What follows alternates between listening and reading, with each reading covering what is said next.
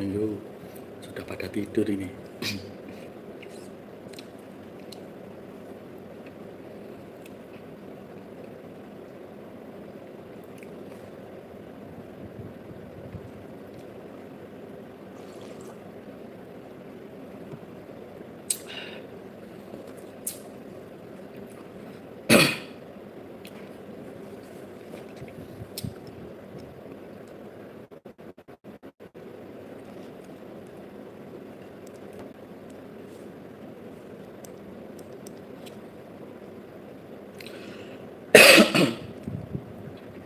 Gimana kabar kalian di sana? Apakah baik-baik saja atau sehat-sehat saja atau sisa tenaga banyak atau ada yang sakit gigi atau sakit encok?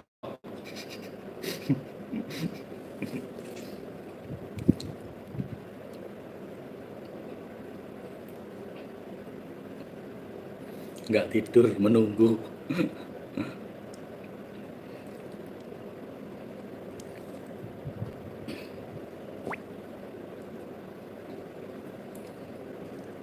Sehat dong, kabar baik dan sehat, puji Tuhan.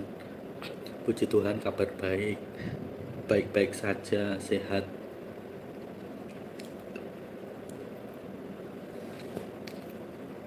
Tadi pada berbuka apa kalian malam minggu? Pada makan apa tadi kalian malam minggu? Atau malam minggu pada berpuasa? Sudah jam 3 lewat di sini. Puji Tuhan sehat. Apakah ada yang berpuasa hari Sabtu atau makan terus di hari Sabtu?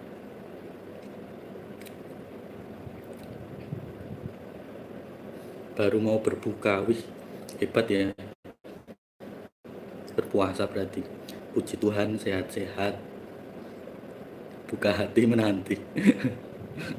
Nasi liwet, wih nasi liwet. Jadi nasi yang sudah matang diliwet ulang gitu ya. Nasi liwet itu nasi yang sudah matang terus diliwet ulang gitu atau gimana? Tetap puasa.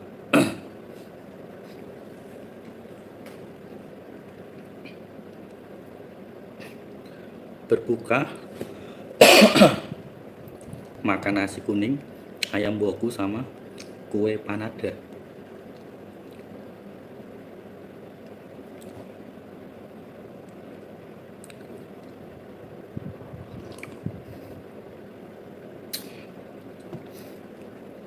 Nasinya lewat. Saya 2 hari ini dapat makanan dikasih. Wih, enak, itu lebih irit ya, tidak tidak beli atau memasak ya. Kalau dikasih itu ya disyukuri berarti ya, ada yang memberi. Capcay sama salmon. Wih, di Australia ada capcay ternyata ya. Kirain itu ya makanan makanan kanguru ya.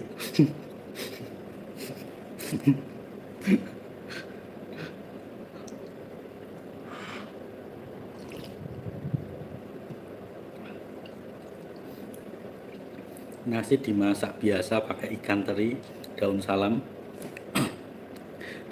serai, sambal terasi pedas, ayam goreng. Berarti waktu masak nasinya itu diberi salam ya. Di say hello sama nasinya itu berarti ya. Kan memberi salam ya. Oma buka puasa dengan nasi kuning dan kue panada. Makan bubur sumsum, cendil, nggak makan nasi. Wih, ini makan bubur sumsum memangnya sedang sakit apa ya? Biasanya kalau makan bubur itu orangnya sedang sakit ya. Bikin sendiri capcaynya. Oh, kirain ini apa? Merebut makanannya kanguru. Tadi pagi berbukanya dengan sop B2, enak itu.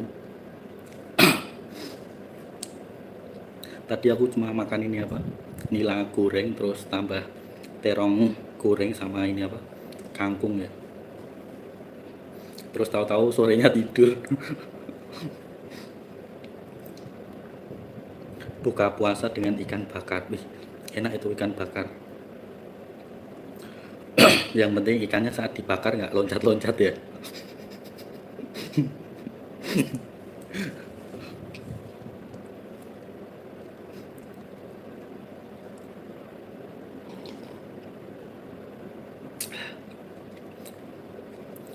Malam hari ini ngobrol santai saja ya. Karena apa namanya? Apa?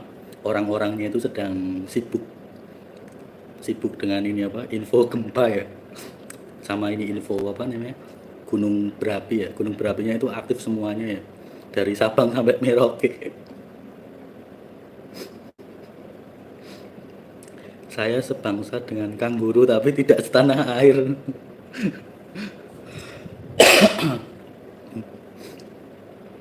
Mau buka sama sate ayam tongseng apa oseng genjer. Jam segini masih ada yang jual sate ayam ya, jam 12 malam ya. Jangan-jangan ini yang jual ini ya. manusia manusia goib. Jam segini masih ada sate ayam loh. Jam 12 di sini loh. Yang jualan apa? Dilihat lagi ya. Punggungnya ada punggungnya enggak? Kadang punggungnya itu ada lubangnya atau ada panunya ya.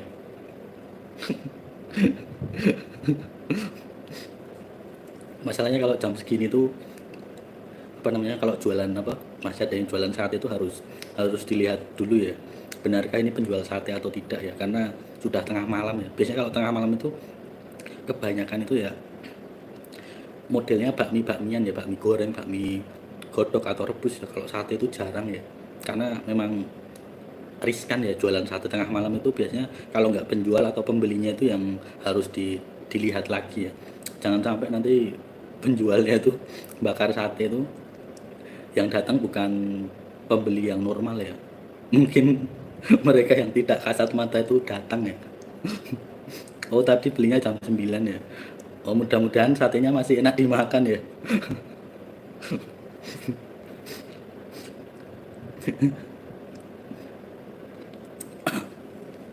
Ya karena memang tengah malam itu kan perpindahan waktu ya, dari jam 11 sampai jam 1 itu kan waktu itu bertransformer ya. Trans apa ya, pokoknya lintas waktu itu loh namanya. Seperti itu. bayarnya bayarnya gunakan daun. Makhluk tak kasat mata. Ya seperti itu ya, pokoknya kalau tengah malam makan itu ya, kalau sate itu sedikit lebih aneh ya sebenarnya. Soalnya kalau sate itu biasanya tutup jam 9 atau jam 10 malam itu sudah tutup ya. Walaupun itu malam minggu ya. Kalau sampai tengah malam itu berarti penjualnya itu apa? Untuk pembelinya kan nggak tahu ya. Siapa tahu melayani pembeli yang tidak kasat mata ya, seperti itu. Jadi ya lebih berhati-hati ya kalau tengah malam itu ya. Ya walaupun itu kalau dilihat itu sama-sama manusia ya.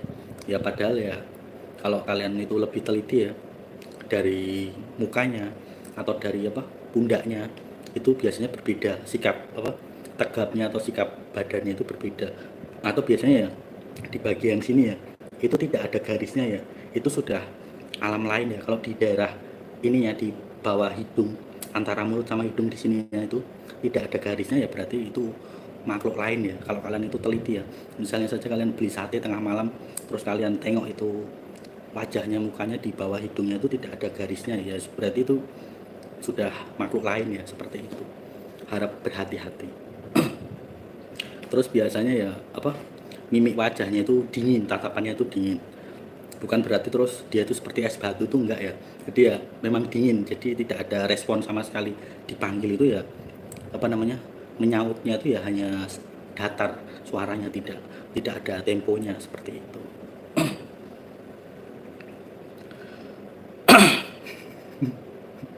Terus kalau sebelum beli, misalnya beli makanan itu ditengok dulu ya mukanya di depannya itu, bila perlu di bawah hidung sama di atas mulut itu diplototin ya, fokus matanya ya, apakah ini benar-benar manusia atau apakah ini apa, makhluk tak kasat mata. Harus benar-benar. Nanti kalau yang penjualnya itu bukan manusia ya, itu biasanya menyajikannya makanannya bukan dari dunia manusia ya.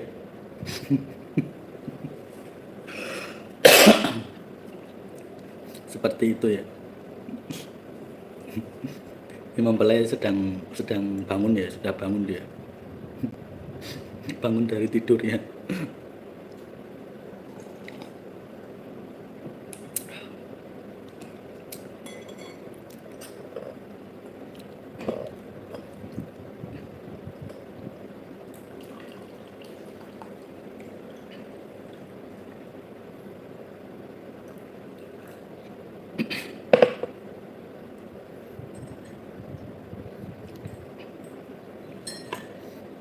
Jadi seperti itu ya, harus bisa membedakan. Jangan apa ya, misalnya lapar tengah malam terus tiba-tiba saja ada penjual makanan, kalian langsung cepat-cepat memakannya, membayar langsung terus cepat-cepat dibungkus atau dimakan. Jangan ya, harus benar-benar dicek lagi ya. Kalau nanti itu makanannya bukan dari dunia ini ya, itu bisa sakit perut, biasanya diare seperti itu ya. Seperti kasusnya suaminya Bu Chan Luciana kemarin ya. Seperti itu. Tunggu-tunggu mau sampai ketiduran sudah ini. Jadi ya kalau sampai tengah malam kelaparan ya tetap masih apa ya, masih ada kesabaran ya, jangan sampai memakan makanan yang dari dunia lain ya, seperti itu. Karena kan makanan itu kan untuk menunjang kesehatan kalian. Jangan sampai ketika kalian makan itu ya memang awalnya enak ya, awalnya itu dimakan tuh enak, tapi kalau kalian itu bisa melihatnya langsung, itu makanannya itu bukan dari dunia manusia. Kemungkinan ya ketika sudah sampai di perut barulah kerasa ya, makanan itu membuat sakit perut kalian, usus kalian, seperti itu. Tiba-tiba saja kalian itu dibuat mondar-mandir ke WC, ke toilet, seperti itu. Biasanya sakit perutnya itu bisa berhari-hari ya, 1 hari, 2 hari, 3 hari ya, seperti itu. Terus kalau kalian itu makan ya, makan di warung ya, terus biasanya kalian itu dimakan di tempat itu enak, terus dibawa pulang itu hanya biasa saja atau malah hambar atau basi, berarti di tempat warung makan itu ada pelarisnya, ada penunggunya. Biasanya ya di belakang, di tempat dekat cuci piring, biasanya pokoknya di tempat yang gelap, tidak ada lampunya, atau enggak dia di tengah, seperti itu, atau nongkrong di atas gerobak, atau pokoknya dia itu memantau ya. Kalau misalnya makan di situ itu, kalau tidak apa namanya, kelihatannya enak, tapi kalau dibungkus itu biasa atau hambar bahkan basi. Nah itu biasanya penunggunya itu ada di belakang tempat cuci piring, atau pokoknya tempatnya gelap, tempatnya itu tidak apa namanya, tidak membuat kita itu tenang. Biasanya kalau kita ke belakang itu sedikit merinding biasanya, atau kalau tidak lembab tempatnya, seperti itu biasanya ada di belakang ya, tergantung kiosnya ya, tergantung warungnya ya, seperti itu. Terus kadang itu ya kalau misalnya makan soto ya, itu kalau misalnya kalian itu makan di sana itu biasanya enak soto. Nah kadang kalau kalian bungkus itu kadang apa namanya, tersisip makhluk hewan-hewan kecil seperti lalat, seperti kecoa, pokoknya seperti binatang-binatang yang kecil yang jorok, biasanya itu berarti ada pelarisnya. Kalau misalnya kalian bawa pulang bungkus itu kadang di kuahnya itu ada tersisip, biasanya kalau nggak lalat ya kecoa atau segala macam. Yang paling parah ya kecoa ya berarti. Seperti itu.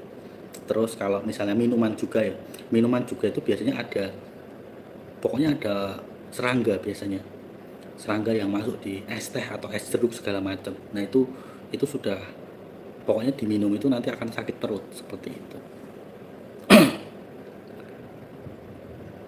Makanya kalau makan di luar ya, kalau misalnya orang itu peka ya, ketika duduk terus tiba-tiba itu kita menoleh ke belakang ya, atau istilahnya kepo, ingin tahu ya, untuk apa namanya, mencuci piringnya ya, atau pokoknya daerah-daerah yang sedikit singup, sedikit apa ya, lembab.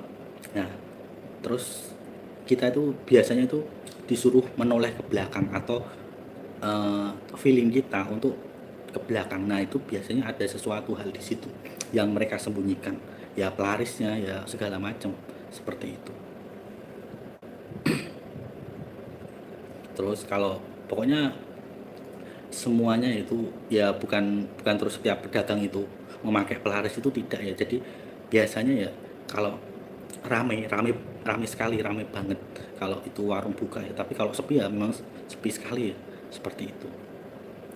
Ya nggak cuma penjual sate, penjual soto, bahkan yang lainnya juga seperti itu. Itu biasanya kalau benar-benar rame ya, itu ramenya itu harusnya normal, tidak sampai ya tidak seperti biasanya, pokoknya seperti itu.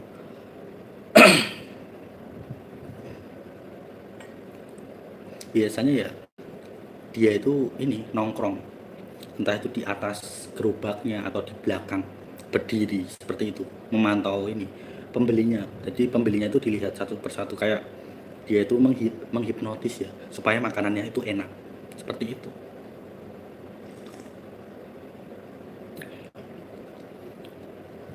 Terus biasanya ya ketika orang itu apa namanya terjebak, terus dia itu nanti akan ketagihan biasanya, kalau nggak ke warung situ tidak mau. Pokoknya misalnya saja ada 3 warung soto ya, atau tiga tiga warung sate ya, terus maunya ya di tempat itu saja, tidak mau berpindah-pindah. Nah, berarti ada sesuatu di warung itu. Kan satu kota itu tidak hanya satu tempat saja biasanya, warung soto, warung sate.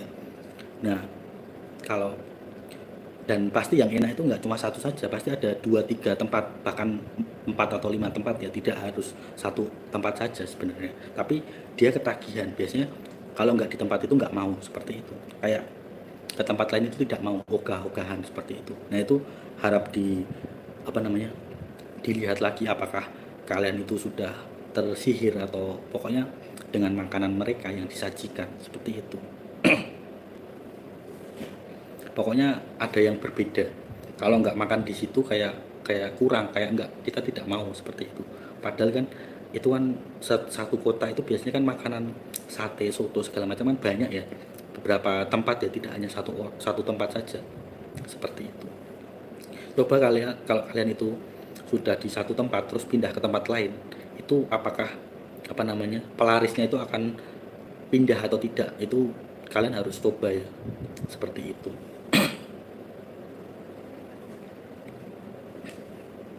Terus kadang kalau misalnya dibungkus ya, atau misalnya sate sate atau soto ya biasanya ya, itu kacangnya, bumbu kacang atau kecapnya ya, yang sate itu agak sedikit bau, ada sedikit basi-basinya.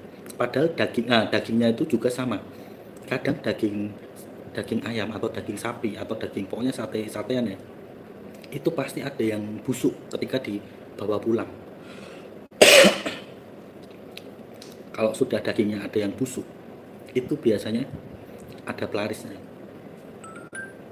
Terus di kacangnya, di kecapnya itu ada sedikit ulet. Biasanya ada ulet-uletnya. Pokoknya kayak kayak ular-ular, pokoknya seperti apa ya namanya? Set. Nah, kecil-kecil itu. Nah, itu sudah berarti ada pelarisnya, seperti itu. Terus kalau soto, soto itu biasanya di kuahnya sama di daging ayamnya atau daging, pokoknya soto daging atau soto ayam itu di lauknya biasanya itu ada agak sedikit ya, bau bau apa namanya, kecing itu loh, bau sedikit, bau tengek biasanya seperti itu kalau dibawa pulang ya. Bahkan kuahnya itu sedikit apa ya, asam biasanya, tidak tidak segar lagi seperti itu.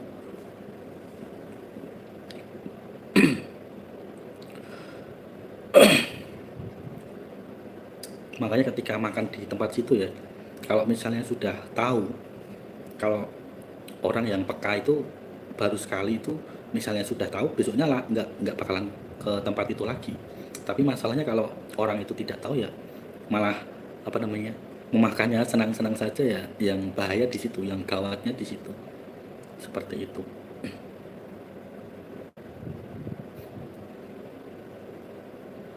Ya kadang memang dari segi makanannya ya, makanan itu kan ya kan mereka kan tidak setiap hari itu laku ya, setiap hari itu laris ya, makanya mereka itu cari penglaris, biasanya cari pelarisnya. Terus biasanya ya di gerobaknya itu ada gantungan plastiknya ya, air plastiknya atau segala macam. Nah itu ya salah satunya sebenarnya, alasannya untuk mengusir nyamuk ya biasanya, tapi ya itu bentuk, ya bentuk, salah satu bentuk syaratnya seperti itu.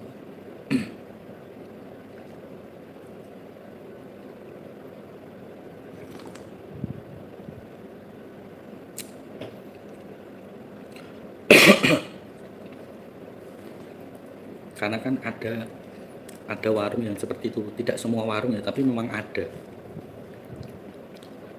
Pokoknya ketika ada penglarisnya itu berbeda rasanya, seolah-olah kita itu ketika makan itu sangat enak sekali di tempatnya, tapi ketika kita itu misalnya saja ya, membawa pulang gorengannya atau tempe mendoan atau tahu, terus misalnya sotonya juga, itu berbeda, sampai di rumah itu rasanya berbeda, biasanya seperti itu, tidak seenak saat kita makan di tempat, biasanya seperti itu. Nasi pecel juga kadang juga ada, tidak menutup kemungkinan ya, semua, hampir semua ya, tapi memang ya tidak semuanya seperti itu, harap berhati-hati.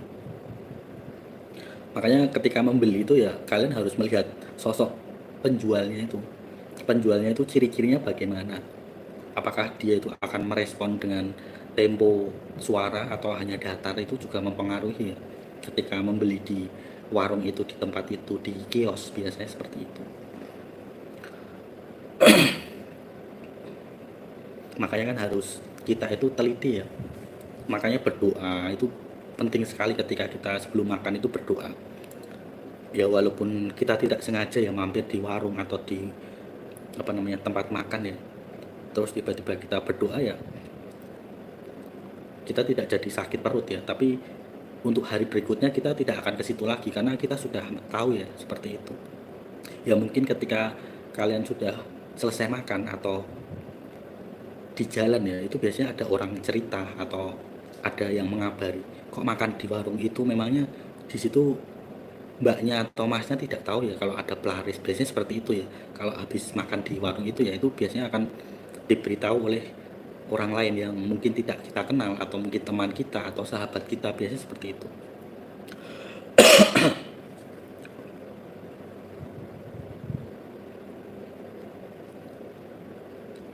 Ya karena memang apa ya, ya dunia seperti itu tuh memang ada ya, mereka kan juga butuh laku ya, barang dagangannya, barang apa yang mereka masak.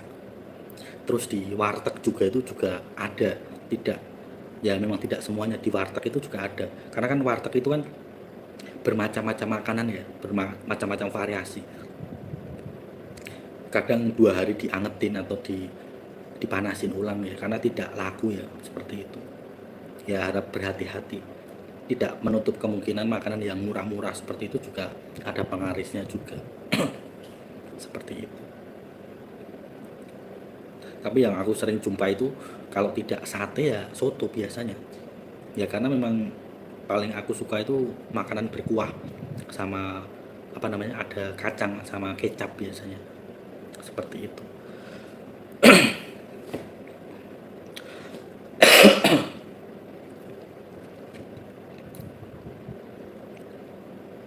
Terus biasanya ya, kalau apa namanya,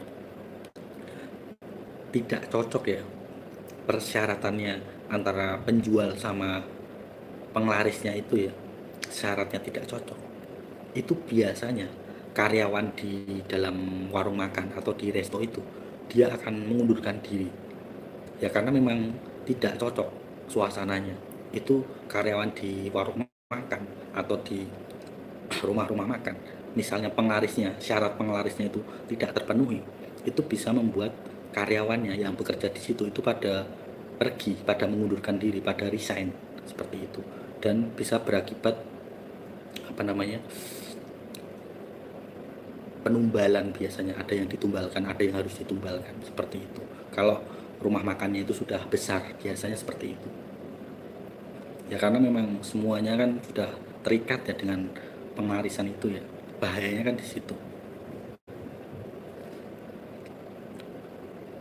Terus kadang ada karyawan yang tiba-tiba tidak ada atau hilang, ya berarti ya sudah ditumbalkan, ya seperti itu.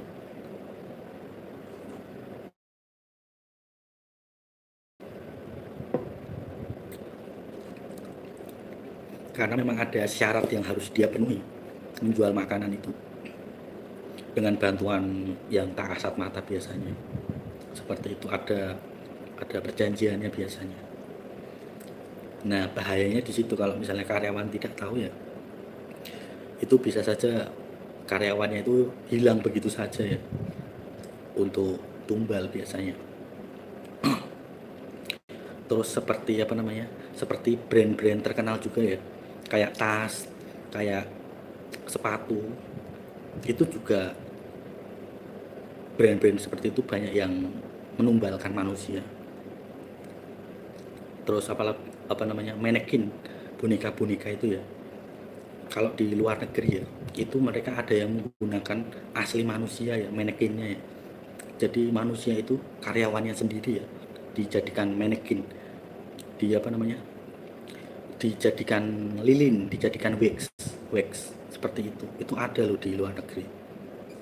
Manusia tidak ada yang tahu, ya, kalau itu manekinnya itu asli dari manusia. Jadi manusianya itu ya diawetkan, dibikin lilin, dibikin wax seperti itu. Terus kalau brand-brand yang apa namanya, untuk mengikat jiwa, ya, itu seperti jaket kulit atau segala macam, atau tas-tas kulit, itu biasanya, ya, tas atau jaketnya itu tidak terbuat dari kulit hewan atau sapi, ya, tapi malah dari manusia langsung, ya. Ya karena untuk apa namanya, menarik jiwa manusia yang lain yang membelinya, seperti itu. Makanya ketika orang tidak tahu membeli brand merek-merek yang besar itu, mereka jadi seperti hedon, seperti membeli itu tidak lagi menakarkan uangnya seberapa, ya, tapi karena mereka sudah tertarik, ketarik jiwanya itu ketarik untuk membeli seperti itu, ya karena produk mereka itu ada campuran dari manusianya, dari kulitnya, dari darahnya, dari bagian tubuhnya, seperti itu. Makanya kadang saat membeli, misalnya orang-orang kaya itu, ya, menggelontarkan dana yang mahal, ya, biasanya ratusan juta, itu di dalam brandnya itu sudah, mereka sudah ada penumbalannya, entah itu kulitnya, entah itu darahnya. Kadang kan ada sepatu yang warnanya itu merah seperti darah, ya, nah itu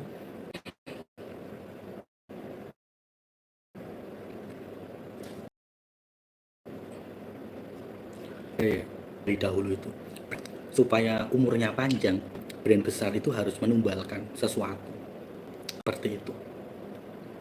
Terus seperti boneka juga, ya, boneka apa yang baru gencar ini, ya, Labubu atau Pazuzu ini, ya, ini kan boneka setan, ya, sebenarnya boneka iblis, harus butuh.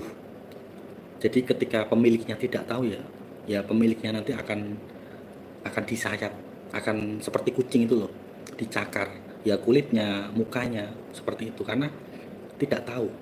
Ketika manusia itu tidur, boneka itu bisa saja hidup, terus tiba-tiba menyayat, ya pipinya atau tangannya, lengannya, kakinya, mencakar seperti, ya seperti setan, seperti iblis, seperti itu. Karena ada roh di dalam boneka itu. Di luar negeri sudah banyak, ya, mereka itu membakar labubu atau pasusu itu, ya, karena sudah tahu di dalam labubu itu ada rohnya, ada setannya, ada iblisnya. Mereka langsung membakarnya karena tahu pasangannya atau orang yang tinggal di rumahnya, di kamarnya, tiba-tiba tahu bahwa ada bekas-bekas apa namanya, cakar di pipinya atau di tangannya atau di kakinya, makanya langsung dibakar itu boneka. Seperti itu. Kan manusia pada tidak tahu, ya, kalau itu memang sudah jebakan, ya, harganya sudah mahal, ratusan atau jutaan, ya, itu boneka, ya, seperti itu.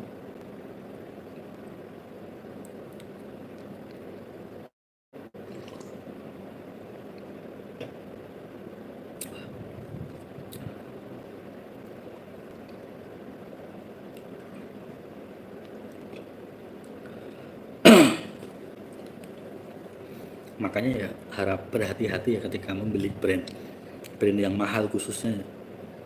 Biasanya brand-brand mahal itu kan manusia kan pada tidak tahu ya. Ya alasannya pasti handmade ya, dikerjakan langsung oleh dari tangan manusia, dari tangan sang apa namanya orkestranya yang merakitnya, yang merajutnya. Padahal kan itu hanyalah cara penyampaian yang halus ya, handmade itu ya. Handmade itu kan ada bahan atau material yang kalian tidak tahu ya dari pabriknya, dan itu berbeda, bukan dibuat sama pabrik massal, itu tidak, memang dibuat oleh tangan-tangan yang katakanlah profesional ya. Tapi kan kalian tidak tahu di dalam tasnya, di dalam jaketnya itu ada penumbalan ya, misalnya darah, kulit segala macam, itu biasanya ditempelkan atau dijahitkan di jaketnya atau di tasnya, biasanya seperti itu, supaya ya ketika membeli itu ada keterikatan jiwa kalian terikat di tas itu, di jaket itu, seperti itu.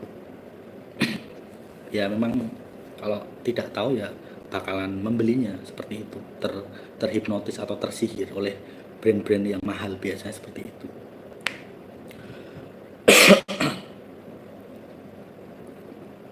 Terus ketika kalian memakainya, kalian itu terlihat percaya diri. Nah itu yang bahayanya di situ. Itu berarti jiwa kalian sudah terikat sama brand itu. Kalau tidak memakai tas yang mahal atau baju yang mahal, jaket yang mahal, ya kalian tidak pede. Nah itu berarti kalian sudah harusnya ketika kalian memakai pakaian atau jaket atau tas, ya sudah biasa saja. Tidak usah kalian itu kayak memamerkan atau bangga atau terlalu pede ya, seperti itu. Bahkan sampai kalian itu menyebutkan nominal harganya, itu sebenarnya tidak perlu. Nah karena jiwa kalian sudah terikat pada brand-brand seperti itu. Kalau tidak memakai brand ini, kalian tidak terlihat cantik atau ganteng ya. Nah itu kan berarti kalian sudah terikat jiwa kalian seperti itu. Padahal ya kalau kalian sudah memakainya biasa-biasa saja, tidak ada yang, ya memang dilihat orang lain kan kelihatan wah ya, kelihatan mewah mungkin, atau terlihat kalian itu seperti orang kaya, padahal itu kan hanyalah sugesti saja ya. Jadi kalian harus jangan terjebak semuanya itu. Ya kalau memakai pakaian ya tas atau jaket ya biasa saja, nggak usah sampai kalian itu, oh ini pakaianku mahal loh, oh ini harganya segini, oh tasnya ini mereknya terkenal, seperti itu. Tidak usah sebenarnya. Itu berarti menandakan kalian tuh jiwa kalian sudah terikat kepada barang itu, branded itu. Istilahnya ya, kalian sudah menganggap barang itu ya berhala kalian, seperti itu. Ya kalau memiliki ya biasa saja, tidak usah terlalu suka dengan pakaian ya. Misalnya saja ya, kalau perempuan ya atau wanita itu biasanya kan paling suka ya menyukai pakaian yang dia sukai. Misalnya pakaian itu sangat bagus ya, terus dia suka, entah itu daster, entah itu apa namanya mini dress, biasanya seperti itu ya. Wanita itu lebih cenderung menyukai ya tas-tas seperti itu ya. Misalnya tas itu tidak apa namanya tidak ingin diberikan kepada orang lain ya, biasanya dia menyimpan atau mungkin karena suka ya, sangat suka, seperti itu bahayanya di situ itu. Makanya kan manusia kalau sampai katakanlah ya, misalnya ada beli daster atau beli mini dress ya, itu pasti kalau saking sukanya itu dia tidak mau memberikan kepada orang lain, saking koleksinya itu loh, kesukaannya itu, entah itu daster atau mini dress. Nah itu biasanya dia ada orang lain yang misalnya meminta, itu pasti tidak dikasih ya, karena sudah terikat jiwanya, seperti itu. Padahal pakaian ya atau enggak jaket atau mini dress itu kan setiap musim, setiap berapa bulan itu kan update terus ya modelnya, segala macam ya. Jadi ya kalau misalnya menyukai sampai sampai apa ya, sampai suka sekali dengan modelnya, itu kan berarti kan ada keterikatan ya. Padahal kan setiap beberapa bulan itu modelnya pasti akan update. Pakaian, jaket, mini dress itu akan update terus menerus, tidak apa namanya modelnya seperti itu saja, seperti itu. Apalagi kalau pakaian itu berasal dari luar negeri ya, misalnya handmade dari orang Prancis atau Italia ya katakanlah ya. Nah itu biasanya itu modelnya pasti akan berubah per 3 bulan, per 2 bulan itu pasti akan berubah model-modelnya seperti itu ya, karena mereka sudah merancang seperti itu supaya pembelinya itu tidak bosan hanya model-model seperti itu saja, seperti itu. Dan pasti ya mahal, di atas 500.000 ya pakaian seperti itu ya, bahkan satu setel aja bisa sampai di atas 1 juta biasanya, seperti itu padahal ya apa namanya, modelnya itu kan setiap berapa bulan update biasanya, seperti itu. Bukan berarti aku terus mengikuti fashion ya, enggak ya, memang aku tahu ya seluk beluk pakaian itu seperti itu. Kalau apa, di toko model, toko fashion itu biasanya seperti itu. Kalau handmade-nya itu dari orang luar itu seperti itu, pasti ada update modelnya per berapa bulan, 2 bulan, 3 bulan itu sudah ganti modelnya, seperti itu. Makanya kalau sampai menyukai pakaian itu lucu ya, kecuali kalau yang disukai itu daster, itu kan tidak berubah modelnya ya, daster ya seperti itu saja ya, tas juga ya sama seperti itu, jaket juga sama. Tapi kalau seperti dress atau seperti mini dress itu kan pasti ada model-model yang berbeda biar terlihat kurus atau malah terlihat seperti apa, kudanil ya. Kalau dipakainya tidak cocok kan itu dressnya jadi gemuk, kalau misalnya orang memakainya itu tidak sesuai ukurannya, tidak sesuai apa, lekukan badannya itu bisa saja dipakai itu seperti seperti kudanil ya. Seperti itu ya. Ya karena dress itu kan apa, eh, fit fit menyesuaikan ukuran lekukan badan ya, seperti itu. Kalau yang memakainya itu agak over beratnya ya nanti terlihat ini ya seperti badut ya.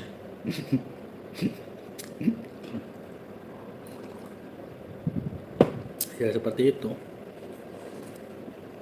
Makanya jangan jangan terlalu menyukai ya apa itu pakaian, jaket, tas. Aku saja ya punya tas itu dari dulu sampai sekarang itu cuman punya tas itu cuman tas lempang itu cuman satu ya, tidak pernah membeli, tidak pernah apa ya update segala macam. Dari berapa tahun ya, dari 2020 sampai sekarang ya 5 tahun, tas itu umur 5 tahun itu aku belum ganti ya. Ya tas kulit, tas lempang biasa itu cuma punya satu saja ya. Ya karena aku nggak update ya, nggak terlalu suka apa namanya mengikuti fashion show ya, mengikuti apa namanya tren tas seperti itu ya. Ya karena memang di Indonesia jarang tas seperti itu, makanya aku nggak beli lagi seperti itu. Terus pakaian juga ya, pakaian juga itu aku membelinya itu biasanya waktu promosi, waktu diskon seperti itu. Karena kalau harga normal itu sangat tinggi pakaian itu harganya, apalagi kalau hem atau kemeja ya, itu bahannya linen itu pasti mahal. Padahal apa, kemeja atau baju yang enak dipakai itu bahannya linen, tidak lagi apa cotton. Nah seperti itu. Aku biasanya kalau musim-musim diskon itu biasanya ya ambilnya yang itu linen seperti itu, karena dipakai itu tidak gerah, jadi dingin seperti itu. Ya memang harga normalnya pasti mahal ya, tapi kalau kita membelinya di harga yang diskon itu sedikit turun biasanya. Biasanya sebelum lebaran itu kan banyak diskon ya, nah belinya di saat itu.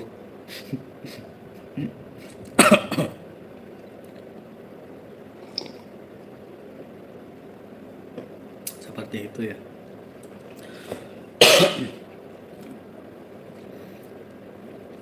Terus kaos juga kalau lebih enak itu bahannya ini yang adem-adem seperti itu, tapi harganya yang jangan terlalu mahal, yang standar saja, nggak usah terlalu mahal. Terus celana juga, celana itu yang bahannya ada bludrunya itu juga enak dipakai juga. Pokoknya pintar-pintar lah kita kalau misalnya apa namanya membeli barang itu ya, jangan terlalu suka, jangan sampai kita itu suka menyukai barang itu, seperti itu. Karena tiap beberapa bulan atau bahkan setahun itu pasti modelnya akan berubah, akan update terus, seperti itu.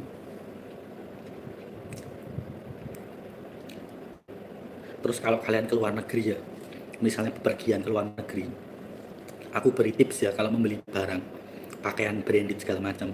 Nah kalau kalian pengen murah, misalnya beli ke luar negeri, kan luar negeri itu ada 4 musim ya.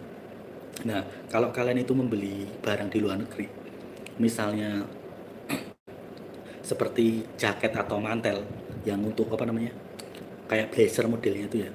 Nah itu belinya jangan di musim, misalnya itu untuk musim dingin ya, belinya jangan di musim dingin, belinya musim panas. Atau misalnya musim gugur, belinya ya di musim semi, jangan di musim gugur. Jadi harganya pasti akan setengah harga atau lebih murah biasanya. Cara trik membeli barang branded itu seperti itu. Jangan sampai apa namanya, membelinya dengan harga yang mahal.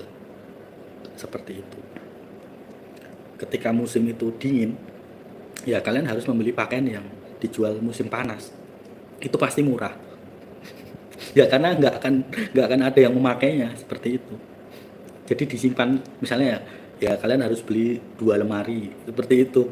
Jadi lemari lemari yang satunya khusus untuk pembelian untuk musim yang lain seperti itu. Kalau kalian mau menjualnya lagi ya, jadi waktu musim panas itu pakaian dijual lagi.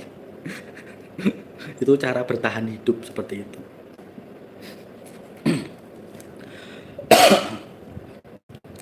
Mana ada orang sedang musim salju pada membeli pakaian musim panas, itu kan tidak dimasuk logika ya. Ya pasti harganya pasti murah ya, seperti itu. Jadi waktu musim panas, nah pakaian yang kalian beli waktu musim dingin, pakaian musim panas itu bisa kalian jual di musim panas. Seperti itu. Harus kalian itu pintar ya untuk ya menghadapi dunia tipu-tipu itu ya. Kalau kalian tidak pintar ya kalian tidak bisa bertahan hidup seperti itu. Itu ilmu bisnis ya.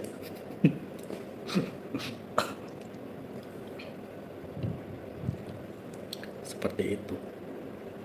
Terus kalau di Indonesia ya, itu biasanya sebelum lebaran itu pasti banyak diskon. Itu saja sih kalau di Indonesia ya, pakaian biasanya.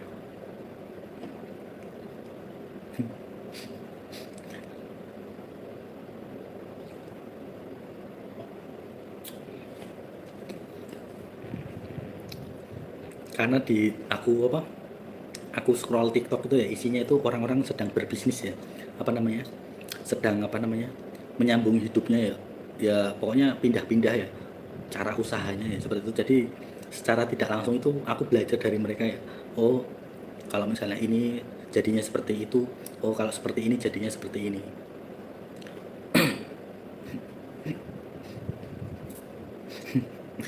Terus sekarang kan modelnya ini ya apa, just tip ya, kalau misalnya orang ke luar negeri itu ya, kalau misalnya kan kalau ke luar negeri kan banyak ini ya apa, tiketnya itu kan lumayan mahal ya, belum belum pulangnya pasti akan kena pajak ya. Nah itu mereka itu just tip, tapi just tipnya itu sebelum dia masuk ke sini itu labelnya itu digunting sama mereka semuanya ya. Pokoknya masuk ke sini itu tidak ada labelnya sama sekali, digunting atau dirusak biasanya supaya saat masuk di bandara itu tidak terkena pajak. Ya mereka sudah tahu ya seperti itu. Nanti dikatakan di sini tuh sampai sini tuh barang apa, barang reject, barang tidak tidak masuk dari kualitas barangnya seperti itu ya. Nah itu masuk ke Indonesia itu nggak kena pajak. Nah kalau kalian ya misalnya ya, membeli sesuatu barang-barang di luar negeri, kalau mau masuk ke Indonesia itu jangan sampai kardusnya itu kalian bawa pulang, entah itu handphone ya, entah itu handphone baru. Nah HP baru pun itu jangan sampai kalian membawa kardusnya, ya tinggal saja kardusnya di sana, kan yang terpenting kalian mendapatkan barang yang kalian inginkan. Misalnya saja ya handphone seperti itu, atau jam tangan. Kalau orang suka koleksi jam tangan mahal ya atau mewah, itu biasanya mereka meninggalkan kotakan atau apa namanya, dus di sana, tidak dibawa pulang. Kalau mereka memakai pesawat ini ya, pesawat pesawat ekonomi ya, tapi kalau mereka memakai pesawat kelas satu ya atau VIP atau pokoknya di atas bisnis ya, itu mereka bisa bisa membawa pulang karena harga tiketnya kan berbeda. Kalau pesawat ekonomi terus membelinya barang-barang mewah itu kan lucu ya. Harusnya kan misalnya dia membeli barang-barang mewah itu pulang kesininya juga harusnya memakai pesawat yang mahal, pesawat kelas satu biasanya itu bisa membawa kardusnya sekalian, dusnya itu ya, karena tidak akan dicek di, ya karena dia sudah melewati syaratnya seperti itu. Kalau kalau di kelas ekonomi itu banyak sekali syaratnya ya, tapi kalau kalian itu naik pesawat di kelas 1 atau naik ke atas itu tidak ada syarat barang-barang kalian akan dicek, itu tidak ada. Ya karena kalian sudah dianggap kaya raya seperti itu. Tapi kalau kalian itu naik pesawat kelas ekonomi, bawa barang-barangnya yang branded ya pasti mereka curiga. Ya pasti kalian akan dipajakin. Seperti itu.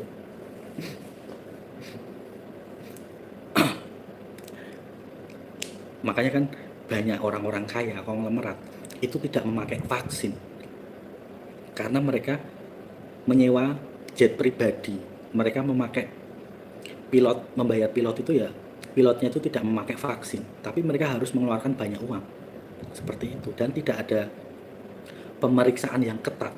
Kalau di kalangan konglomerat itu nggak ada, tidak, kalian kalangan konglomerat itu ketika naik pesawat itu tidak nggak ada di situ karena sudah berbeda levelnya.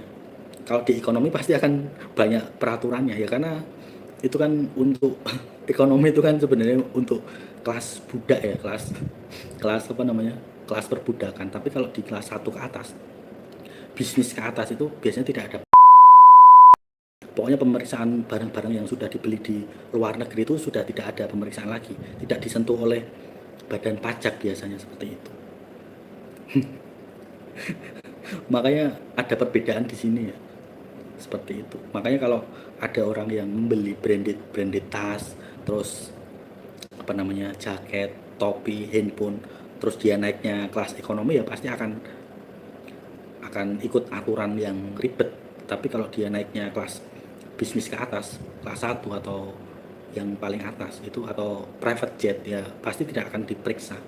Ya karena memang ketentuan apa namanya, dunia tipu-tipu itu seperti itu. Dunia tipu-tipu itu ya seperti itu. Kalau kalian ada membayar syaratnya ya lolos seperti itu.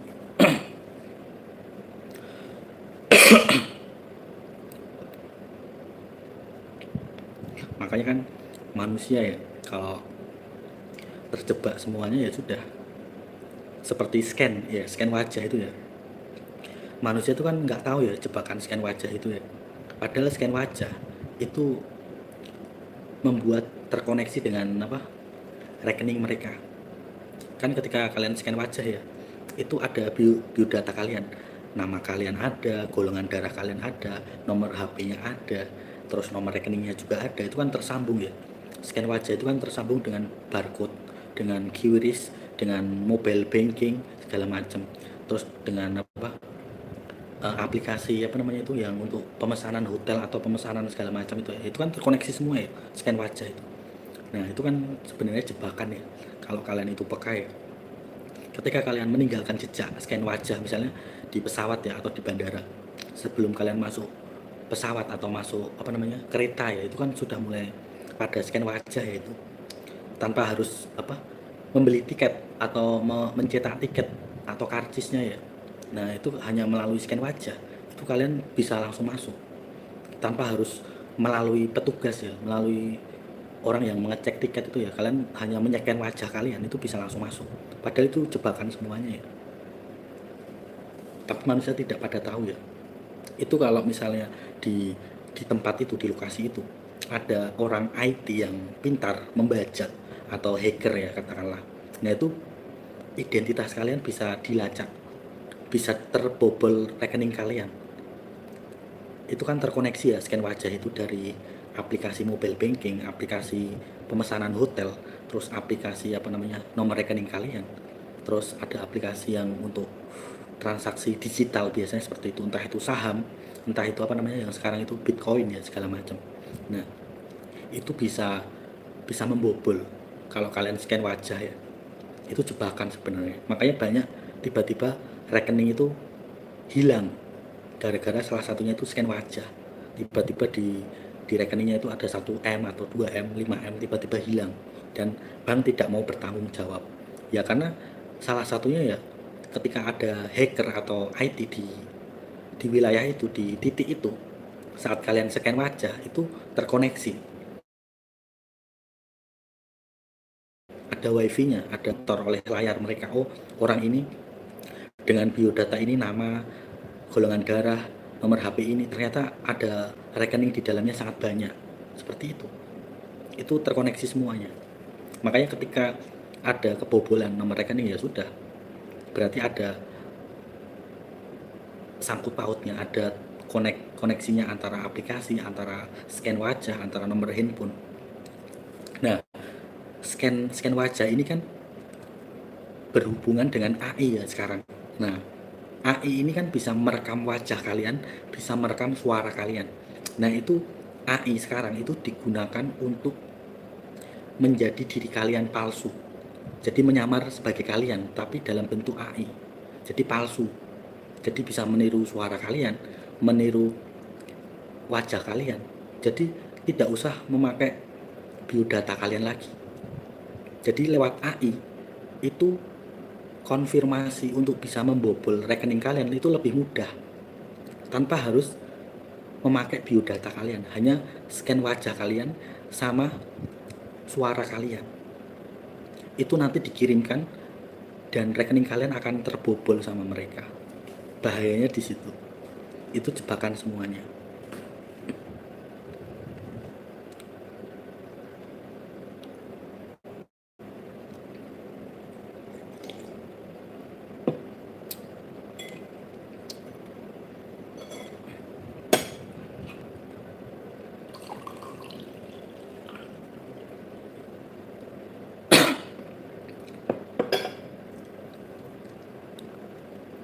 Nah, AI itu kan diciptakan itu sebenarnya untuk mencuri data, mencuri uang rekening di ATM kalian, di bank kalian, untuk memonitor kalian sebenarnya.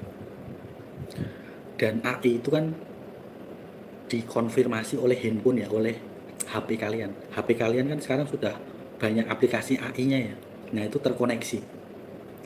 Ketika scan wajah itu sudah berjalan, nah tanpa kalian sadari itu mereka otomatis akan merekam jejak wajah kalian, akan merekam suara kalian, dan jadilah produk AI, gambar, muka, dan suara kalian.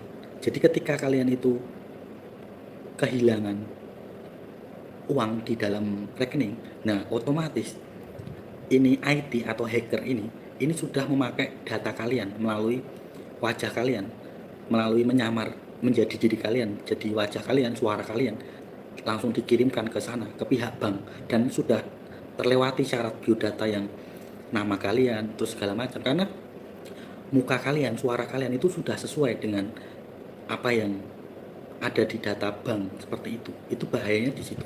Makanya jangan bangga menggunakan scan wajah seperti itu. Kalau tiba-tiba saja misalnya rekeningnya ada 1M, 2M, 3M hilang, ya pasti ada sangkut pautnya dengan scan wajah, dengan AI. Misalnya saja handphone kalian sudah mendukung AI, sama saja ya. Nah, itu bisa mereka itu menyamar menjadi diri kalian. Kalau scan wajah kalian itu terekam oleh mereka, jejak kalian itu, tiba-tiba rekening kalian itu hilang, nah wajar saja ya, karena mereka sudah mendapatkan AI dari wajah kalian, suara kalian, jadi tinggal dikirim ke pihak bank. Nah, pihak bank itu pasti akan langsung lolos begitu saja, tanpa harus persyaratan data diri kalian, tanpa mengisi tanda tangan kalian, tidak usah. Jadi langsung muka kalian, wajah kalian sama suara itu sudah mewakili semuanya, seperti itu. Makanya kan harap kalian menghindari sistem dunia, scan wajah, barcode, QRIS segala macam. Kalau kalian bisa menghindarinya ya sudah, bebas lewat seperti itu. Kalau tidak peka ya sudah, kalian terjebak tiba-tiba memakai sistem dunia ini ya, dari barcode, QRIS, scan wajah, ya sudah, tiba-tiba tercuri uang kalian di dalam bank, ya pasti akan nangis, akan stres ya, akan ya depresi biasanya seperti itu. Ya karena semua hanyalah jebakan seperti itu. Itu yang mereka itu inginkan ya. Tidak mungkin mereka membuat aplikasi itu tidak ada maksudnya di belakangnya, itu tidak mungkin. Seperti itu.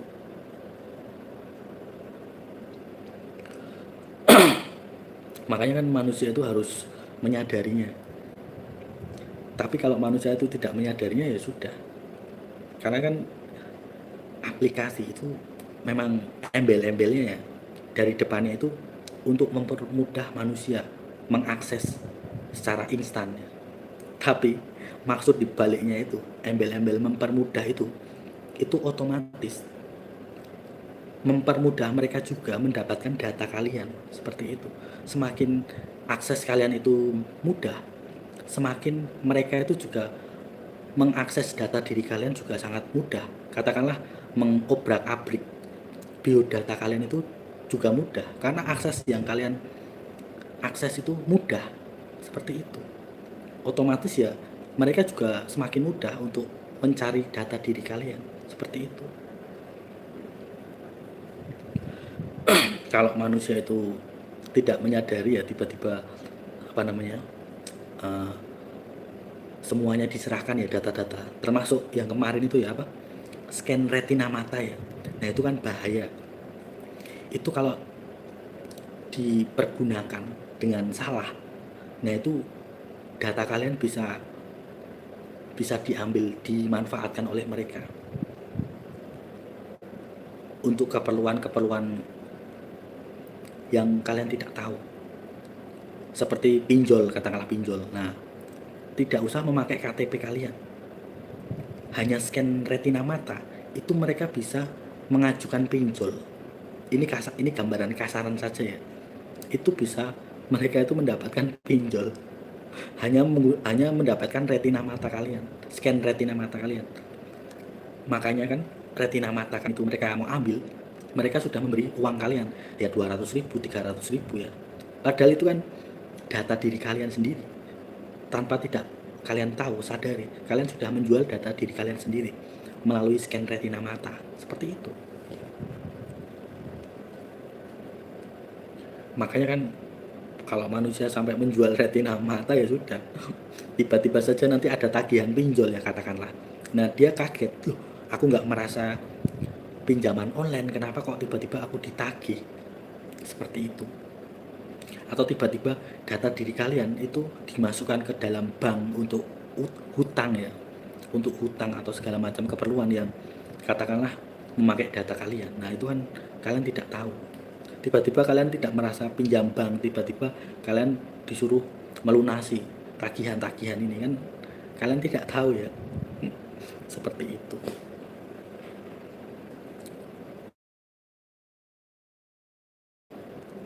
Makanya kan kalian harus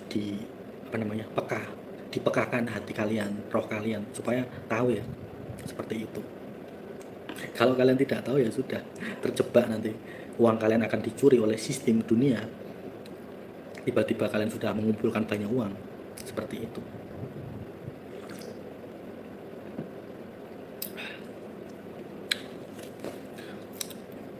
Kita bicara santai saja ya. Nanti kalau aku membicarakan hal ini, para elit itu ini ya marah-marah, dia itu membongkar rahasia mereka. Kita sambil makan pisang ya.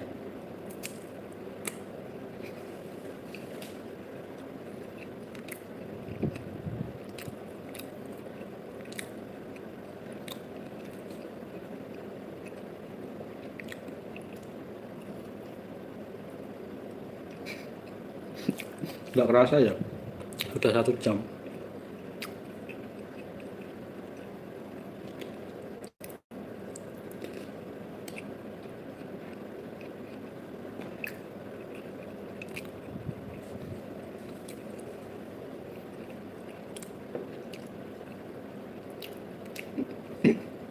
Ini pisang rebus ya, tadi beli di angkringan ya.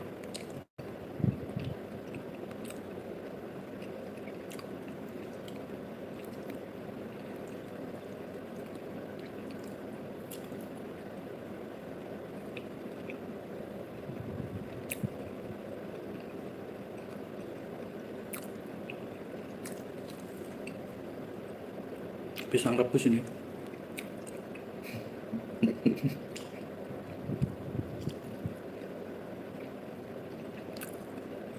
pisang kepok kuning. Aku selain kepok kuning nggak suka ya.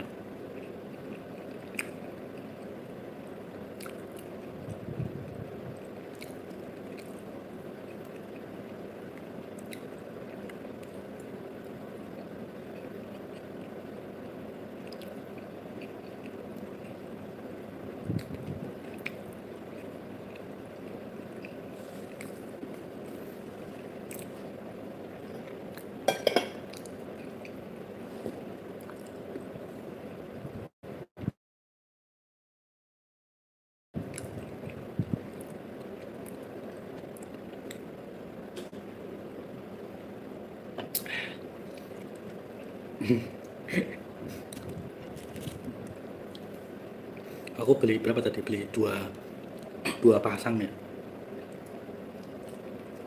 Ini aku sambil minum teh kamomel ya. Soalnya tadi sore sudah bikin ini apa? Jahe sama serai.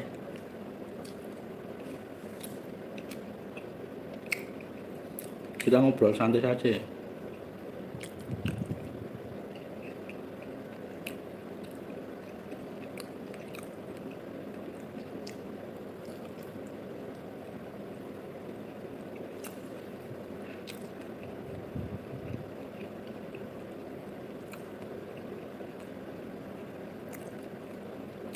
Bercerita tuh ternyata lapar ya.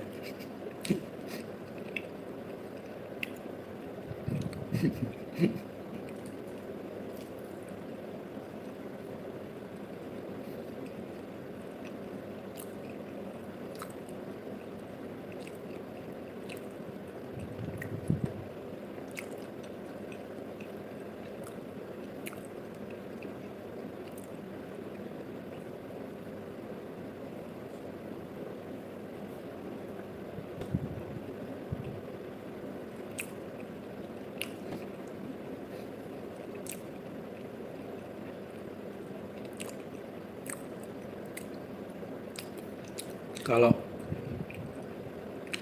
sakit lutut apa herbalnya?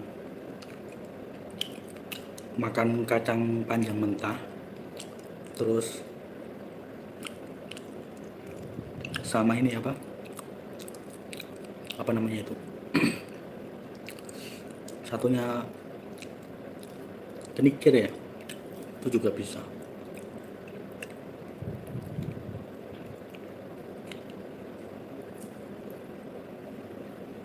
Mentah ya, kacang panjang mentah dipotong kecil-kecil sama kenikir dimakan mentah.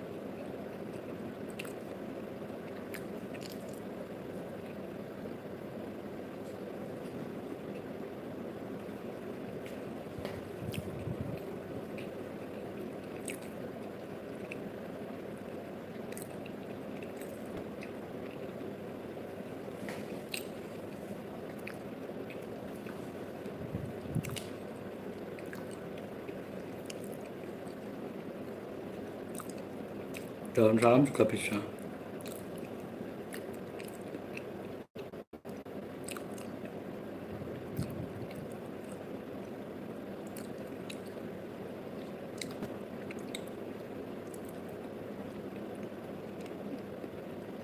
Nah kalau enggak ditambah parutan kelapa ya, apa namanya, kacang panjang sama ini sama nikirnya.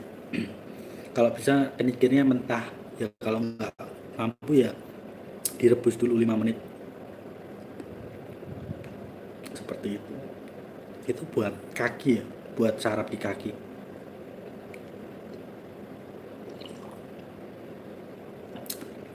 Saraf di kaki dan di tangan biasanya. Salam itu juga bisa, tapi salam lebih ke kolesterol ya, daun salam itu.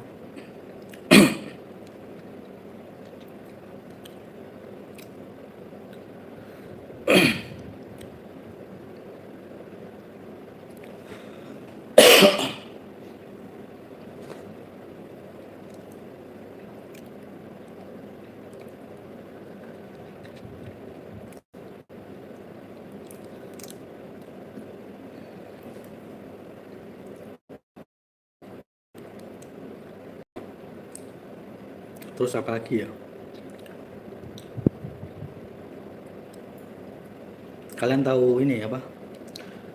Kapal Titanic. Kapal Titanic itu ya, yang tenggelam. Itu bukan tentang apa? Dua sejoli ya sebenarnya.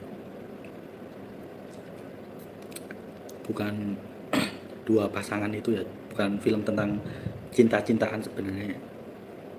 Tapi tentang kematian orang yang kaya raya dijebak untuk ikut dalam masuk kapal Titanic.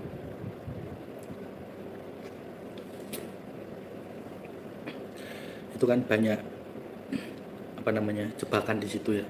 Ada berapa ya?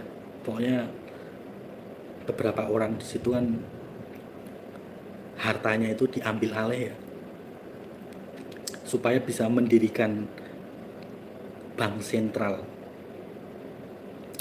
Jadi ketika orang kaya raya itu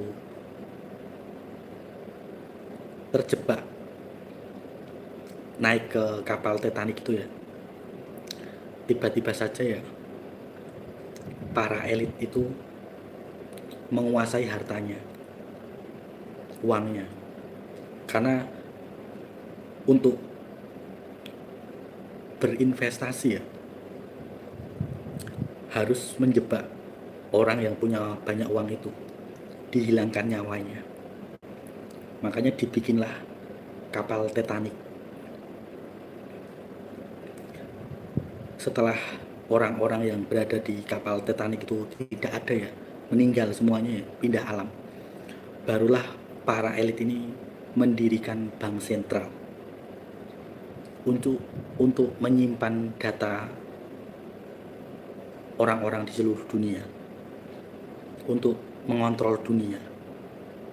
Seperti itu. Titanic itu bukan film tentang romantis atau dua sosok apa namanya, Romeo dan Juliet, itu tidak ya, tapi memang ada maksudnya supaya bank sentral itu bisa berdiri untuk mengontrol dunia. Dibutuhkan pengorbanan atau penumbalan orang-orang kaya yang sebagai investor seperti itu.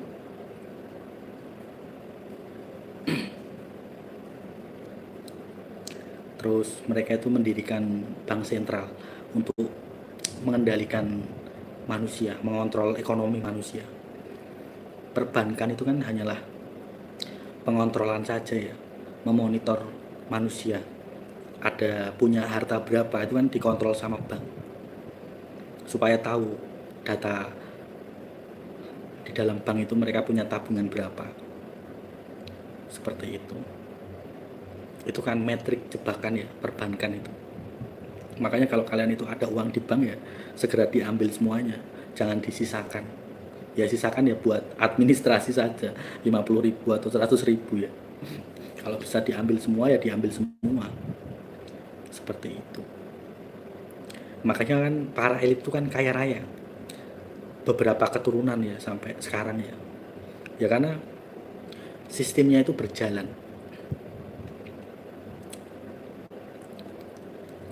Bank sentral itu kan dikendalikan oleh kartel, namanya kartel.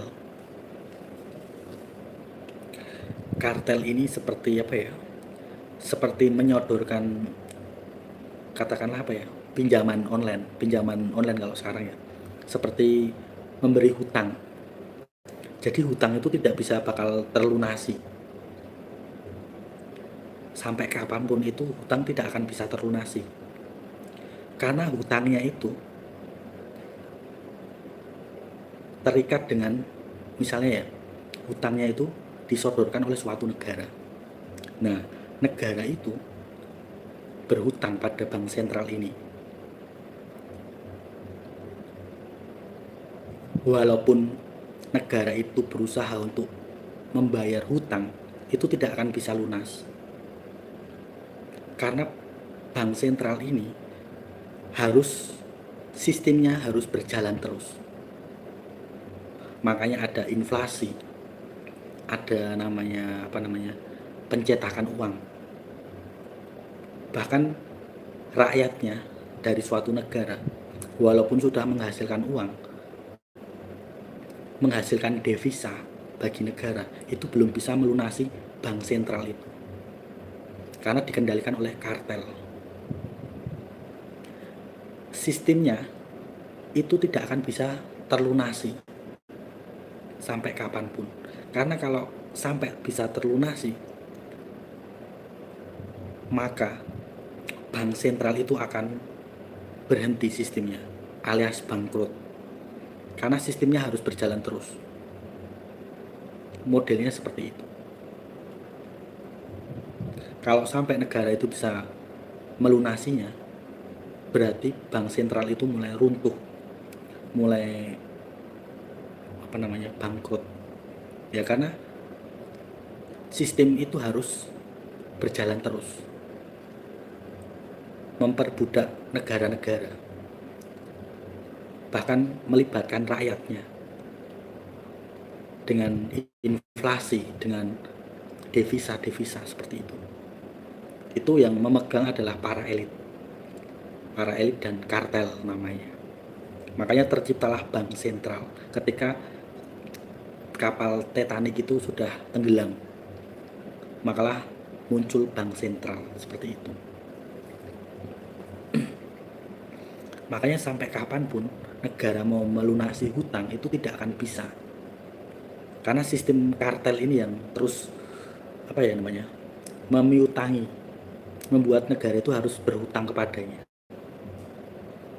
Makanya ada negara ya sampai bangkrut, tidak bisa sampai membayar lunas hutangnya, sampai negara itu sampai benar-benar ya bangkrut seperti itu ya, karena lilitan hutang dari kartel ini, dari bank sentral ini yang membuat negara itu tidak bisa melunasinya, sekalipun dia sudah mencetak uang, mata uang sendiri seperti itu, karena sistemnya seperti itu.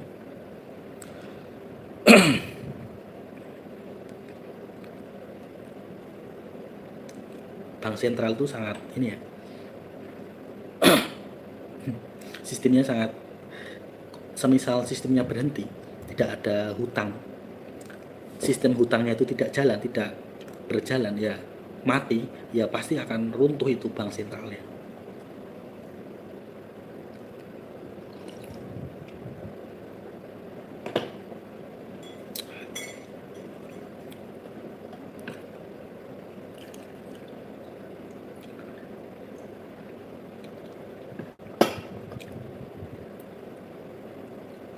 Makanya kan ada beberapa negara sudah bangkrut ya, Sri Lanka mungkin ya yang bangkrut ya, itu sampai rakyatnya itu tidak bisa tinggal di negara itu ya, karena benar-benar bangkrut.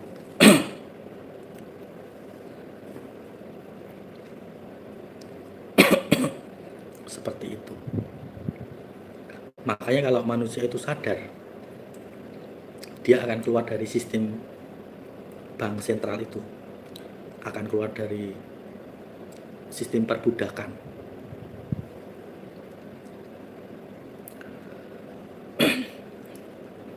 Makanya kan negara-negara kalau sudah sadar kartelnya itu sangat kuat, semua dimonitor, dikendarai oleh para elit, backingan belakangnya kan para elit ya, makanya kan sudah saatnya mereka akan diruntuhkan oleh murka Tuhan seperti itu, oleh para pasukan putih, pasukan bertopi seperti itu. Mereka kan sudah bergerak ya untuk meruntuhkan bank sentral seperti itu, karena memang ya ikatannya sangat lama ya kalau bank sentral itu, bahkan sampai negara itu kalau tidak sanggup membayar hutang, karena hutangnya semakin menumpuk, lilitan hutangnya itu berbunga-bunga ya, supaya bank sentral ini tetap hidup, tetap berdiri, itu harus sistem hutangnya itu harus berjalan terus. Makanya terjadi inflasi di negara itu, terjadi kenaikan seperti itu. Makanya kenaikan harga BBM atau kenaikan harga gas Nah itu salah satunya, itu adalah proyek dari bank sentral itu, supaya hutangnya itu tidak bisa dilunasi, semakin naik terus, seperti itu.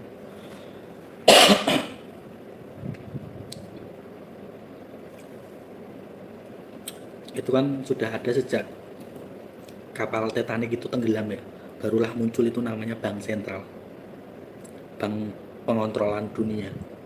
Semua dikontrol, dari kesehatan, dari WHO, terus dari pendidikan, dari politik, terus dari kesehatan, vaksin tadi itu, rumah sakit juga ikut, semuanya, semua dikendalikan. Bahkan dari bangsa-bangsa, termasuk perang, itu juga dikendalikan oleh bank sentral. Semuanya dikendalikan. Ya agama juga masuk di dalam situ, seperti itu. Pengendalian semuanya dikontrol, populasinya semuanya, penduduknya, genosidanya, seperti itu dikendalikan semuanya. Makanya kalau bank sentral ini belum runtuh ya pasti akan, genosida itu akan berjalan terus sampai muncul nuklir. Nah itu makanya kan murka Tuhan harus turun supaya bank sentral ini harus hancur. Jadi kartel ini bisa pindah alam dan uang di dalamnya bisa disebarkan sama semua orang di dunia ini yang tersisa saja, seperti itu.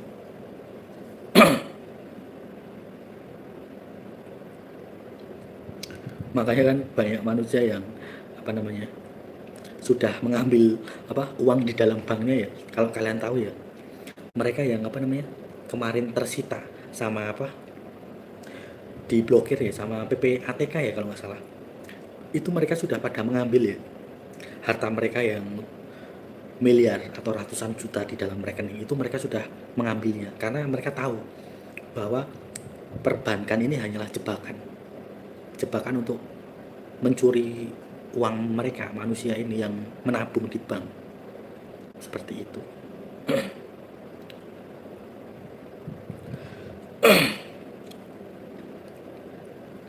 Nah kan murka Tuhan itu kan turun ya, makanya orang-orang yang bergerak di dalam kartel, kalau kalian itu sadar ya, mereka sudah terkena bencana sebenarnya kan. Baru-baru ini ya, atau tadi malam itu kan sampai gempa berapa 8 koma ya di Argentina ya, di mana itu pokoknya itu muncul bencana segala macamnya, itu terkena di salah satu kartel ya, seperti itu, di anggota kartelnya ya, supaya sedikit-sedikit rubuh itu sistemnya. Kalau sistem kartel di bank sentral itu runtuh ya sudah, para elit ini akan kebingungan, tidak bisa jalan sistemnya untuk mengendalikan genosida, mengendalikan perang nuklir, itu tidak akan bisa karena pusatnya itu bank sentralnya itu, kartelnya itu, seperti itu. Pengendalinya di situ, uang mereka di situ tuh, saking banyaknya. Bahkan sampai emasnya itu kan ditaruh di bawah terowongan ya di Vatikan, ya di Amerika, seperti itu. Pokoknya di negara-negara yang bisa menyimpan emas, padahal uangnya itu ya di bank sentralnya itu sangat banyak, sampai dijadikan emas, batang emas itu, seperti itu. Terus mereka ya yang katakanlah sudah mati ya, atau tidak bangun-bangun ya, itu mereka menggunakan topeng yang sudah mereka desain, topeng yang sama seperti wajahnya, mukanya, tapi itu semua topeng, hanyalah topeng. Isi di dalamnya itu bukan dia, bukan orang aslinya, untuk mengelabui manusia supaya percaya ya, karena mereka sudah pindah alam, seperti itu. Bahkan ada yang sudah berubah menjadi reptil ya, para elit ini ya, aslinya itu kulitnya seperti reptil, kalau kalian tahu, Nephilim. Aneh-aneh gesturnya, mukanya, terus ada tanda-tanda kalau dia itu benar-benar reptil, itu terlihat dari wajahnya, dari lehernya itu ada tanda-tandanya, lidahnya juga seperti itu.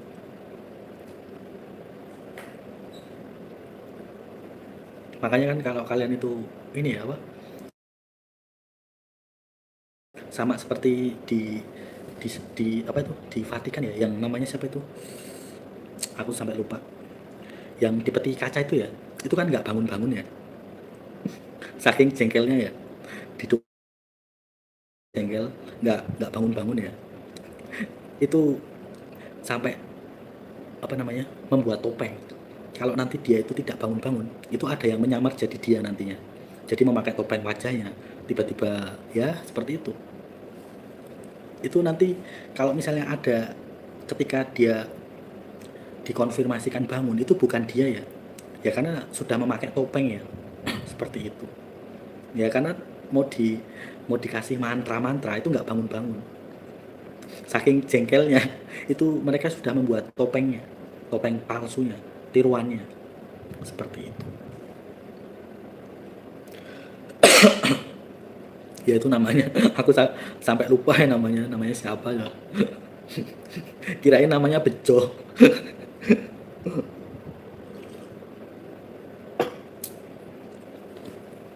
Nah itu kan karena nggak bangun-bangun ya, itu mereka sudah apa namanya membuat topeng tiruannya, topeng 3 dimensinya, jadi ada yang menyamar jadi dia.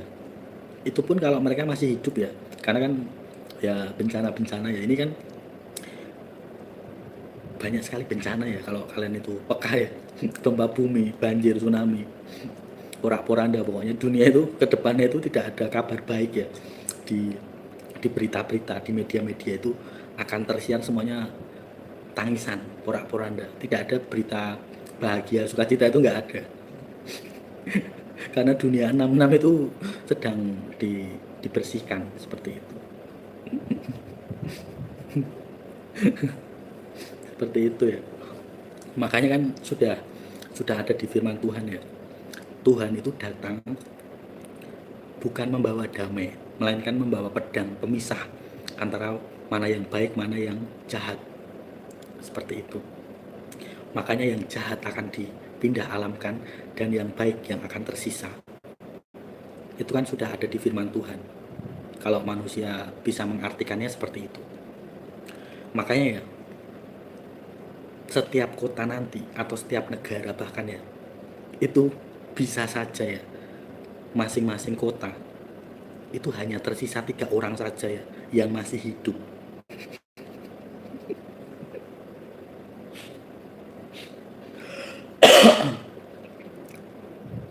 Apa namanya, karena bencana, karena level bencana itu akan naik ya, itu bisa saja dalam satu kota atau satu wilayah itu hanya tersisa 3 orang saja masing-masing kota ya.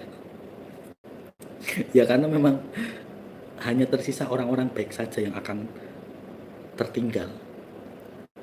Yang jadi masalah, apakah itu tahun 2030 sudah benar-benar tidak ada orangnya atau sepi, yaitu semua tergantung sama sang pemegang waktu ya. Seperti itu ya, kalau benar-benar waktunya dipercepat, dipersingkat 2030 atau bahkan sebelum 2030, itu bisa saja manusia sudah banyak yang pindah alam. Bahkan tahun ini itu sudah banyak yang mulai pindah alam, seperti itu ya, karena memang dibersihkan, benar-benar bersih, baik itu rumahnya, mobilnya, segala macam, hartanya, seperti itu ya, karena tidak ada yang bisa bertahan ya. Sekalipun ya mereka punya bunker di bawah, bunkernya ada tokonya, ada mallnya, ada pokoknya ada komplit, sangat komplit sekali, ada kolam renangnya, ada barnya. Di bunker para elit itu kan lengkap ya, ada ruang olahraganya, gymnya juga. Nah tapi kan mereka tidak tahu bahwa di sekitar mereka itu ada gunung berapi yang siap akan mengeluarkan lahar. Mereka kan di bunker di bawah ya, bunker mereka itu ada di hutan, ada di pokoknya ditutupi sama rumput-rumput sama batu-batu, ada di bebatuan juga, di bawah batu. Mereka tuh sudah mendesain bunker supaya tidak diketahui manusia yang lainnya, seperti itu. Tapi ketika gunung itu meletus, laharnya itu masuk ke dalam bunker. Nah, seperti itu. Mau mereka menciptakan atau mendirikan bunker yang sangat megah, sangat mewah, ya tidak akan bisa. Seperti itu.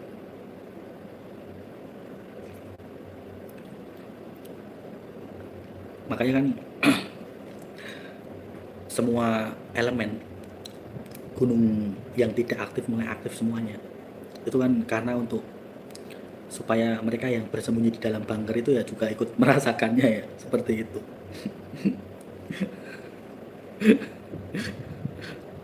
Bunkernya itu ada di hutan, terus ada di tempat bebatuan. Jadi katakanlah apa ya, pegunungan tapi ada batu-batunya. Nah itu ada pintu masuknya, dan masuknya itu harus batunya itu ditarik, ada pegangan di pojokan biasanya.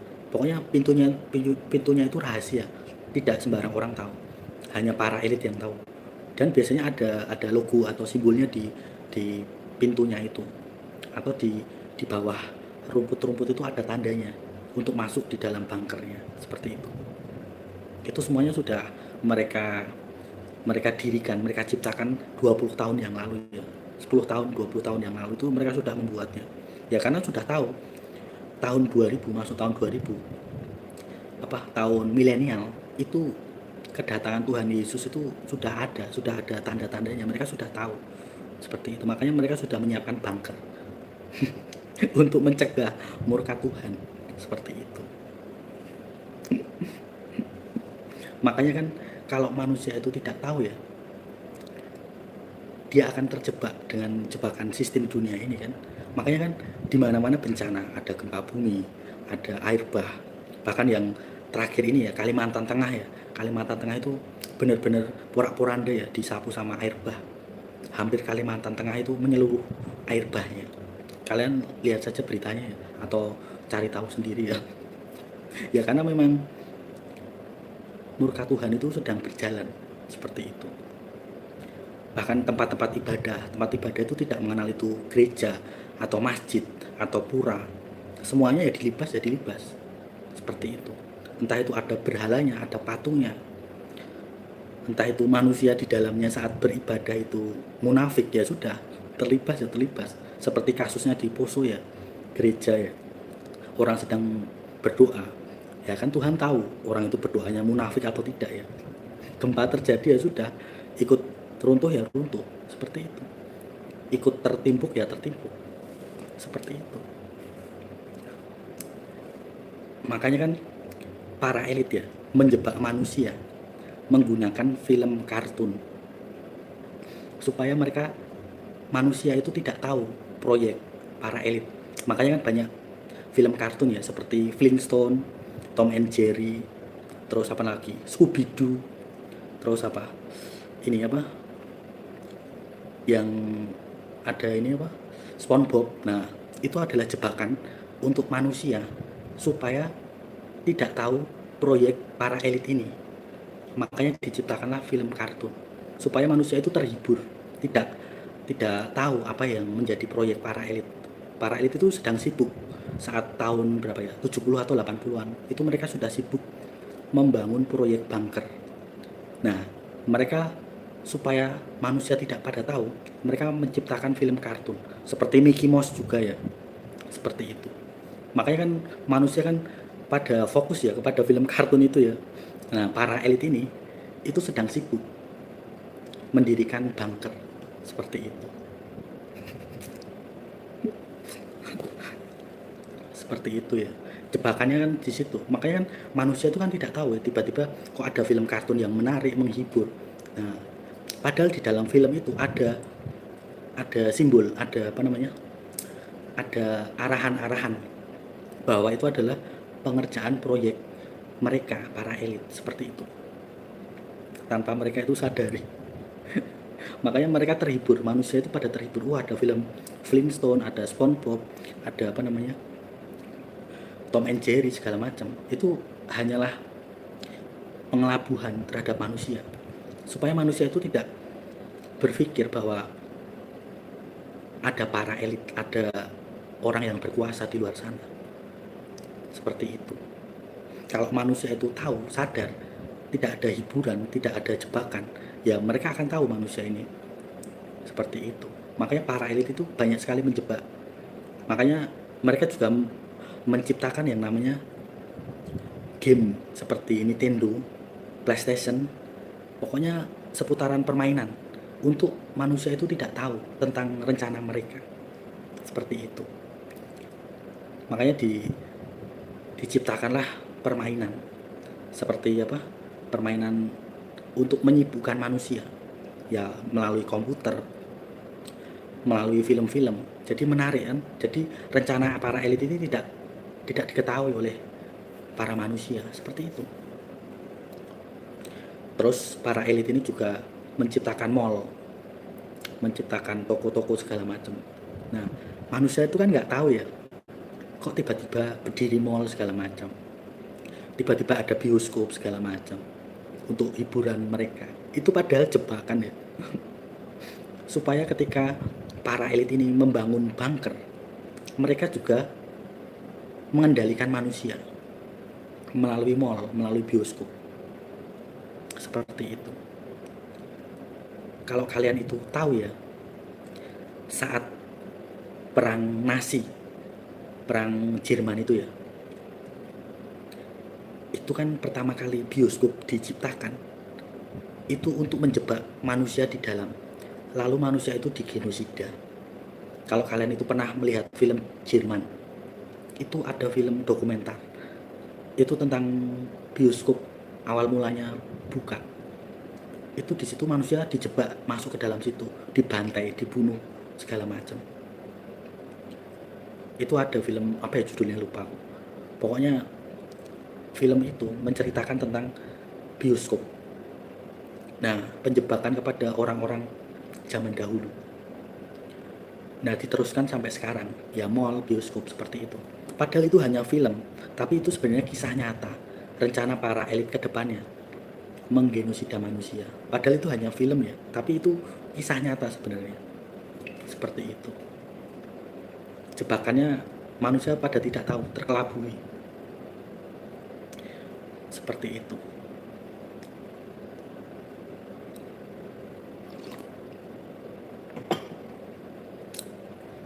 Apa ya, lupa aku filmnya ya. Pokoknya itu tentang ini. Tentang para elit, film para elit sebenarnya. Dan itu film tidak ditayangkan di bioskop ya. Karena memang itu film rahasia ya. Bahkan ada di beberapa negara itu dilarang film itu.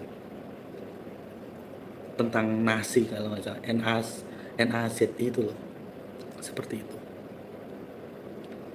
Pokoknya itu untuk membasmi semua ras kulit yang tidak disukai. Seperti itu. Terus pasti di saat pemusnahan genosida di film di gedung bioskop itu pasti ada tersisa 1-2 orang yang bisa lolos. Nah, itu menjadi saksi, mereka bersaksi untuk kemudian 10 tahun kemudian akan membongkar semuanya kejelekan mereka. Seperti itu kan rencana elit itu seperti itu, banyak sekali jebakannya ya. Makanya kan mereka sebelum mendirikan bunker itu harus memberikan pilihan kepada manusia yang lainnya. Kan mereka ingin menjebak manusia itu supaya tidak tahu rencana mereka. Seperti itu. Tapi kan lambat laun mereka akan diketahui. Seperti itu. Karena manusia itu kan suka mengeksplor ya, tempat-tempat yang susah dijangkau. Nah, ketika ada pendaki, orang yang suka pecinta alam ya katakanlah, nah itu tiba-tiba menemukan pintu bunker, pintu akses masuknya. Seperti itu. Nah, pasti ya pendaki atau pecinta alam ini akan melaporkan ke orang-orang yang bersangkutan dengan pemilik tempat itu, kok ada pintu rahasia, ada kode-kode segala macam, dan tahulah akhirnya ya karena internet juga jadi membongkar semuanya. Jadi internet itu secara tidak langsung itu juga ikut membongkar bahwa ada lokasi yang mereka sembunyikan, bunker-bunker mereka di pegunungan, di hutan-hutan, di tempat bebatuan seperti itu. Bahkan ada yang di tempat-tempat salju juga, ya berbeda-beda ya, seperti itu. Dan karena pendakian gunung ini, seorang pendaki atau seorang pecinta alam kan suka mengeksplor ya tempat-tempat yang tidak ditahu. Nah, dia tidak sengaja menemukan itu pintu rahasia, pintu yang dibuka melalui batu ya, entah itu buka ditarik atau didorong ya, atau terus di bawah lantai, di bawah rumput-rumput. Jadi pintu rahasianya itu ditutupi sama rumput. Kalau di hutan itu biasanya seperti itu, atau di dekat pohon yang besar biasanya seperti itu. Tapi kan tidak banyak orang tahu. Nah, yang menemukan itu malahan para pecinta alam atau pendakian gunung itu malah bisa tahu seperti itu. Nah, oleh karena itu kan setelah mereka tahu ya, lalu mereka masukkan ke dalam email. Dulu kan masih pakai email ya, email segala macam. Dan kemudian barulah masuk ke internet seperti itu, tersebar semuanya.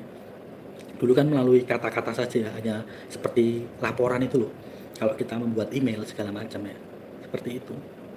Dan sampai sekarang jadilah bisa disebarkan melalui video di internet seperti itu.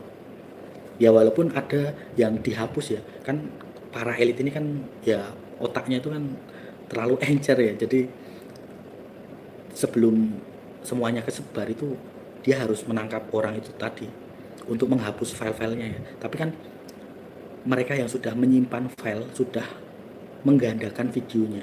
Jadi ya videonya yang sudah digandakan ini sudah tersimpan di komputer yang lainnya seperti itu. Makanya ketika diakses itu muncul seperti itu.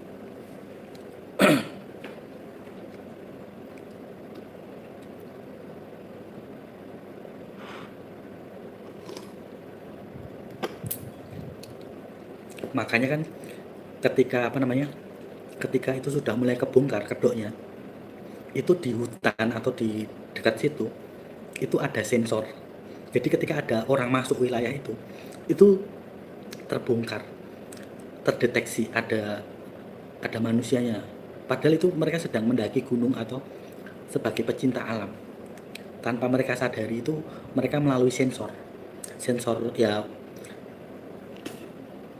sensor aura tubuh, sensor segala macam. Jadi dimonitor di bawah tanah, di bunkernya itu ada monitor. Mereka sudah pasang di atas pohon atau di berbagai tempat yang manusia itu tidak tahu. Kalau di situ ada CCTV atau kamera atau sensor aura tubuh, biasanya suhu temperamen tubuh ya.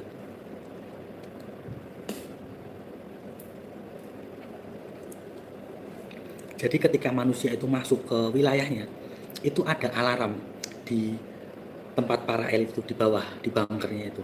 Jadi ketika manusia itu melintasi, itu alarm itu berbunyi di bawah bunker itu. Yang tahu ya yang berada di dalam bunker seperti itu.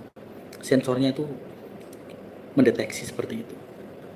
Makanya banyak pendaki, banyak orang-orang yang pecinta alam itu hilang mendadak ketika dia sudah menuju tempat itu. Dalam beberapa hari mereka tidak kembali ya, karena ditangkap sama para elit seperti itu. Makanya banyak kasus orang hilang itu ya salah satunya ya itu tugasnya para elit seperti itu. Kalau kalian itu tahu ya, makanya kan banyak berita-berita tiba-tiba ada orang hilang mendaki di gunung ini atau di hutan ini atau di daerah perbatuan seperti itu ya, karena ditangkap sama para elit ya. Supaya tidak kebongkar mereka buat bunker di situ seperti itu.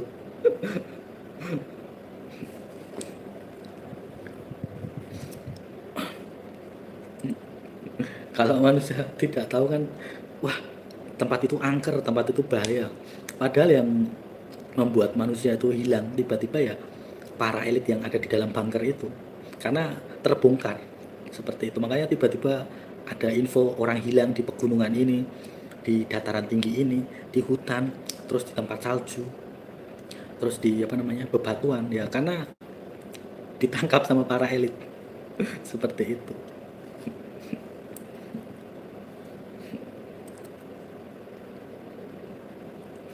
Ya rahasia itu memang ya sangat ini ya, sangat banyak orang tidak tahu ya.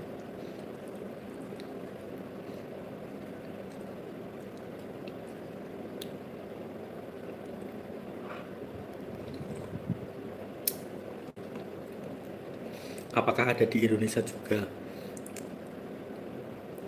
Indonesia itu ya kebanyakan teroris. Mereka itu bersembunyi di hutan.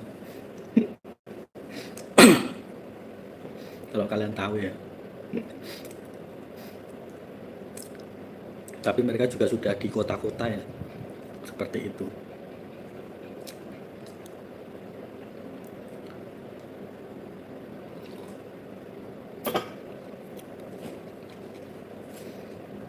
Banyak itu teroris itu di hutan-hutan itu. Mereka bersembunyi. Kalau sudah saatnya ya mereka keluar nanti.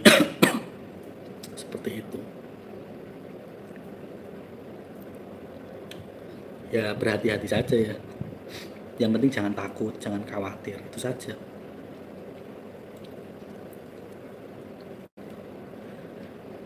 Ya kan ada yang mendanai ya. Teroris itu ada yang mendanai. Kalian cari tahu sendiri orang-orangnya yang mendanai siapa. Nggak mungkin ada teroris nggak ada yang mendanai, itu nggak mungkin. Ya pasti mereka akan ada yang mendanai ya, seperti itu.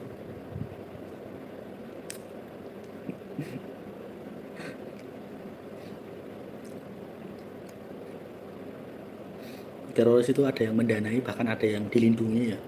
Ya mereka kan untuk membuat kacau ya, seperti itu.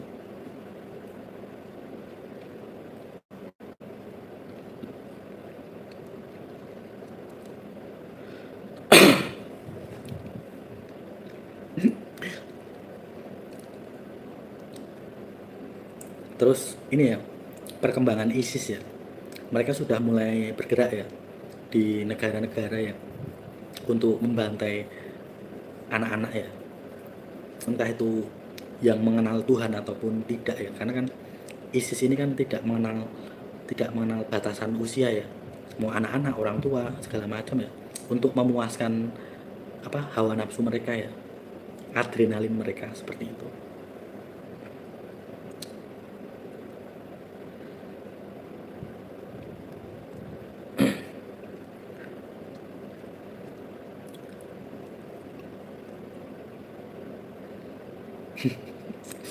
Cari tahu sendiri ya kalau masalah teroris ya.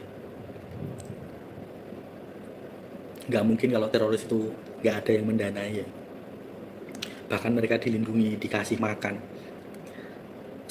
Seorang ani-ani saja, seorang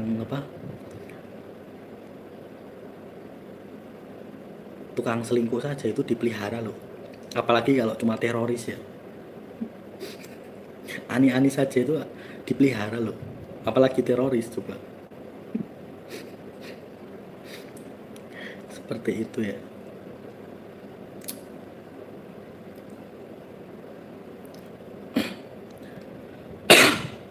Makanya kan tiba-tiba dia punya apartemen, rumahnya itu di suatu tempat disembunyikan seperti itu.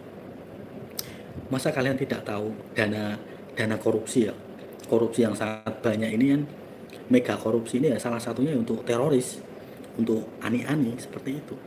Masa iya sampai berapa T, berapa puluhan T, ratusan T, masa kalian tidak curiga dana itu mengalir kemana, untuk mendanai siapa? Ya itu kan salah satunya untuk teroris, untuk ani-ani seperti itu. Rakyatnya sendiri kan diberi, tidak dikasih. Mereka yang teroris, mereka ani-ani malah dipelihara seperti itu.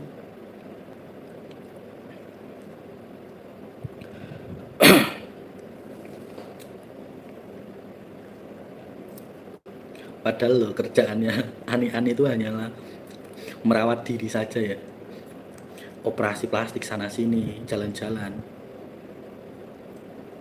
menyenangkan hati yang menyimpannya, memberi makannya seperti itu. Yang pelihara ani-ani ya.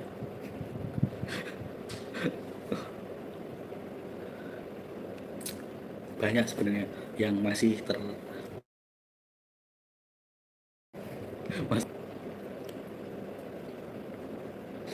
mereka kan diberi jatah ya, diberi hadiah untuk menempati rumah, untuk menempati apartemen seperti itu.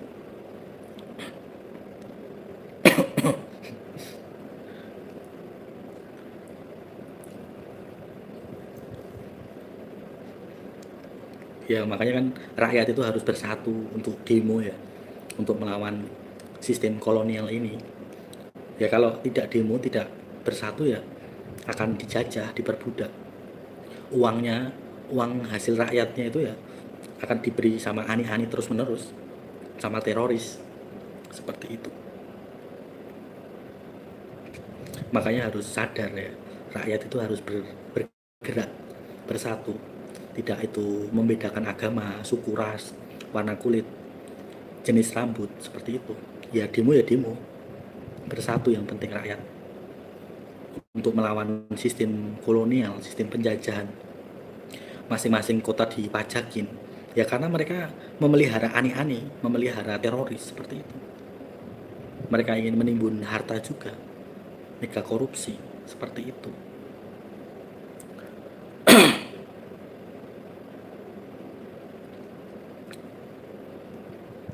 Ya karena kan ya permainan ya, namanya politik ya. Tidak mungkin mereka politik itu tidak untuk dirinya sendiri ya. Pastinya yang pertama ya politik itu ya untuk dirinya sendiri, untuk mensejahterakan dirinya sendiri, keluarganya sendiri ya, korupsi lah segala macam seperti itu. Tidak ada yang apa ya namanya juga manusia ya, kalau sudah melihat harta yang sangat banyak ya, ya katakanlah 1M 1T ya, mereka akan timbul serakah. Bagaimana untuk menjaga hartanya itu tidak habis-habis, bahkan malah bertambah banyak. Ya itu kan orang-orang yang serakah seperti itu. Sampai pajak apapun dipajakin, royalti apapun. Dari mendengar musik saja dipajakin, mendengar suara alam dipajakin. Lama-lama nanti suara suara kentut juga dipajakin. Manusia itu kan lucu-lucu saja ya. Seperti itu.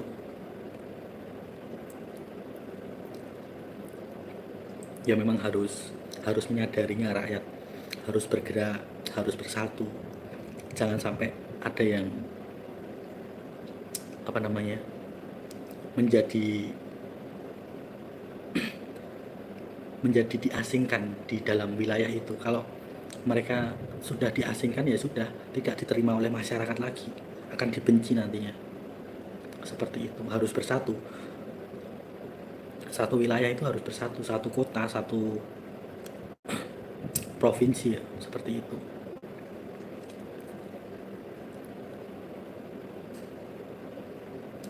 Ya makanya kan butuh apa ya, kesadaran diri ya.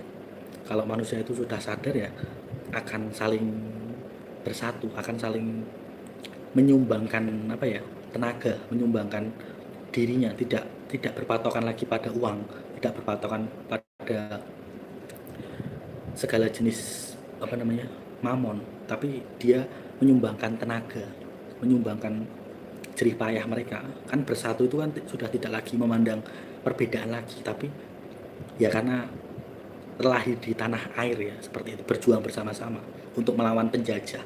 Penjajahnya ya bangsanya sendiri ya, seperti itu. Kan dulu Pak Pak Soekarno, presiden pertama itu kan sudah berkata ya, musuh kalian itu adalah bangsa kalian sendiri. Kan sudah dikatakan, itu kan kode ya, sudah dikatakan sama Pak Presiden, mantan presiden yang pertama Pak Soekarno itu kan bilang kan bahwa musuh kalian yang akan menyerang kalian ya bangsa kalian sendiri. Kan sudah dikatakan, itu kan kode sebenarnya kan. Nah sekarang saatnya itu harus dilakukan seperti itu dan terjadi seperti itu.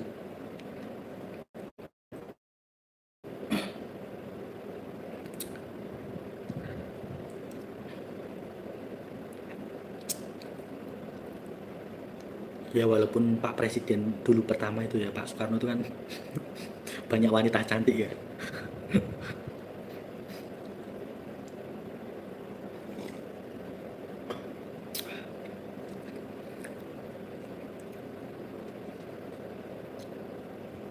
Banyak apa ya, banyak demenannya ya, seperti itu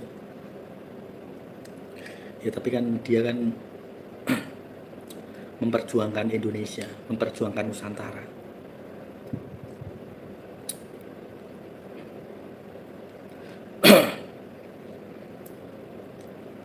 Pacarnya atau demenan-demenannya itu cantik-cantik ya, ada yang dari Jepang, ada yang dari manapun ya,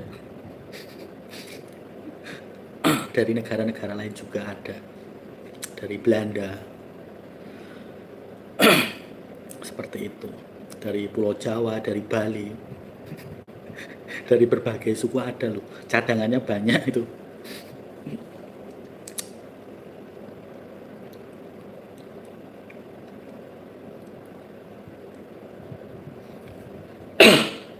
Nggak bisa aku sebutin satu-satu ya, karena saking banyaknya.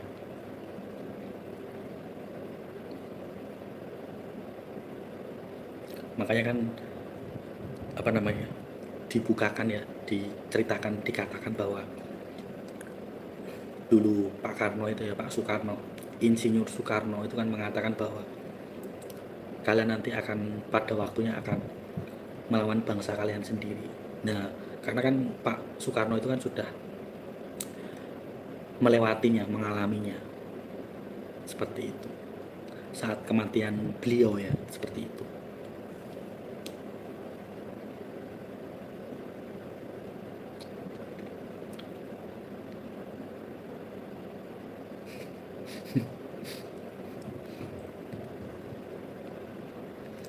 Mungkin itu saja ya obrolan kita malam minggu ya. Nanti kalau aku tambahin semakin menjadi-jadi nanti. Biar kalian ada penasaran lagi ya.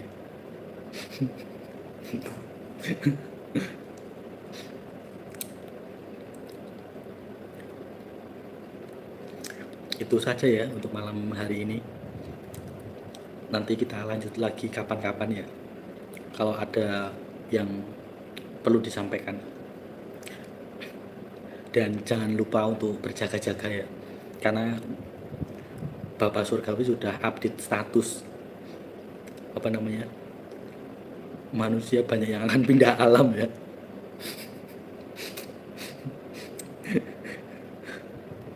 Seperti itu ya. Kalau sudah dibuat status ya berarti benar-benar berjaga-jaga ya. Kita tutup saja ya malam hari ini. Jam berapa ini? Oh, sudah jam mau subuh loh. Mau ayam pada berkokok 3 kali ya.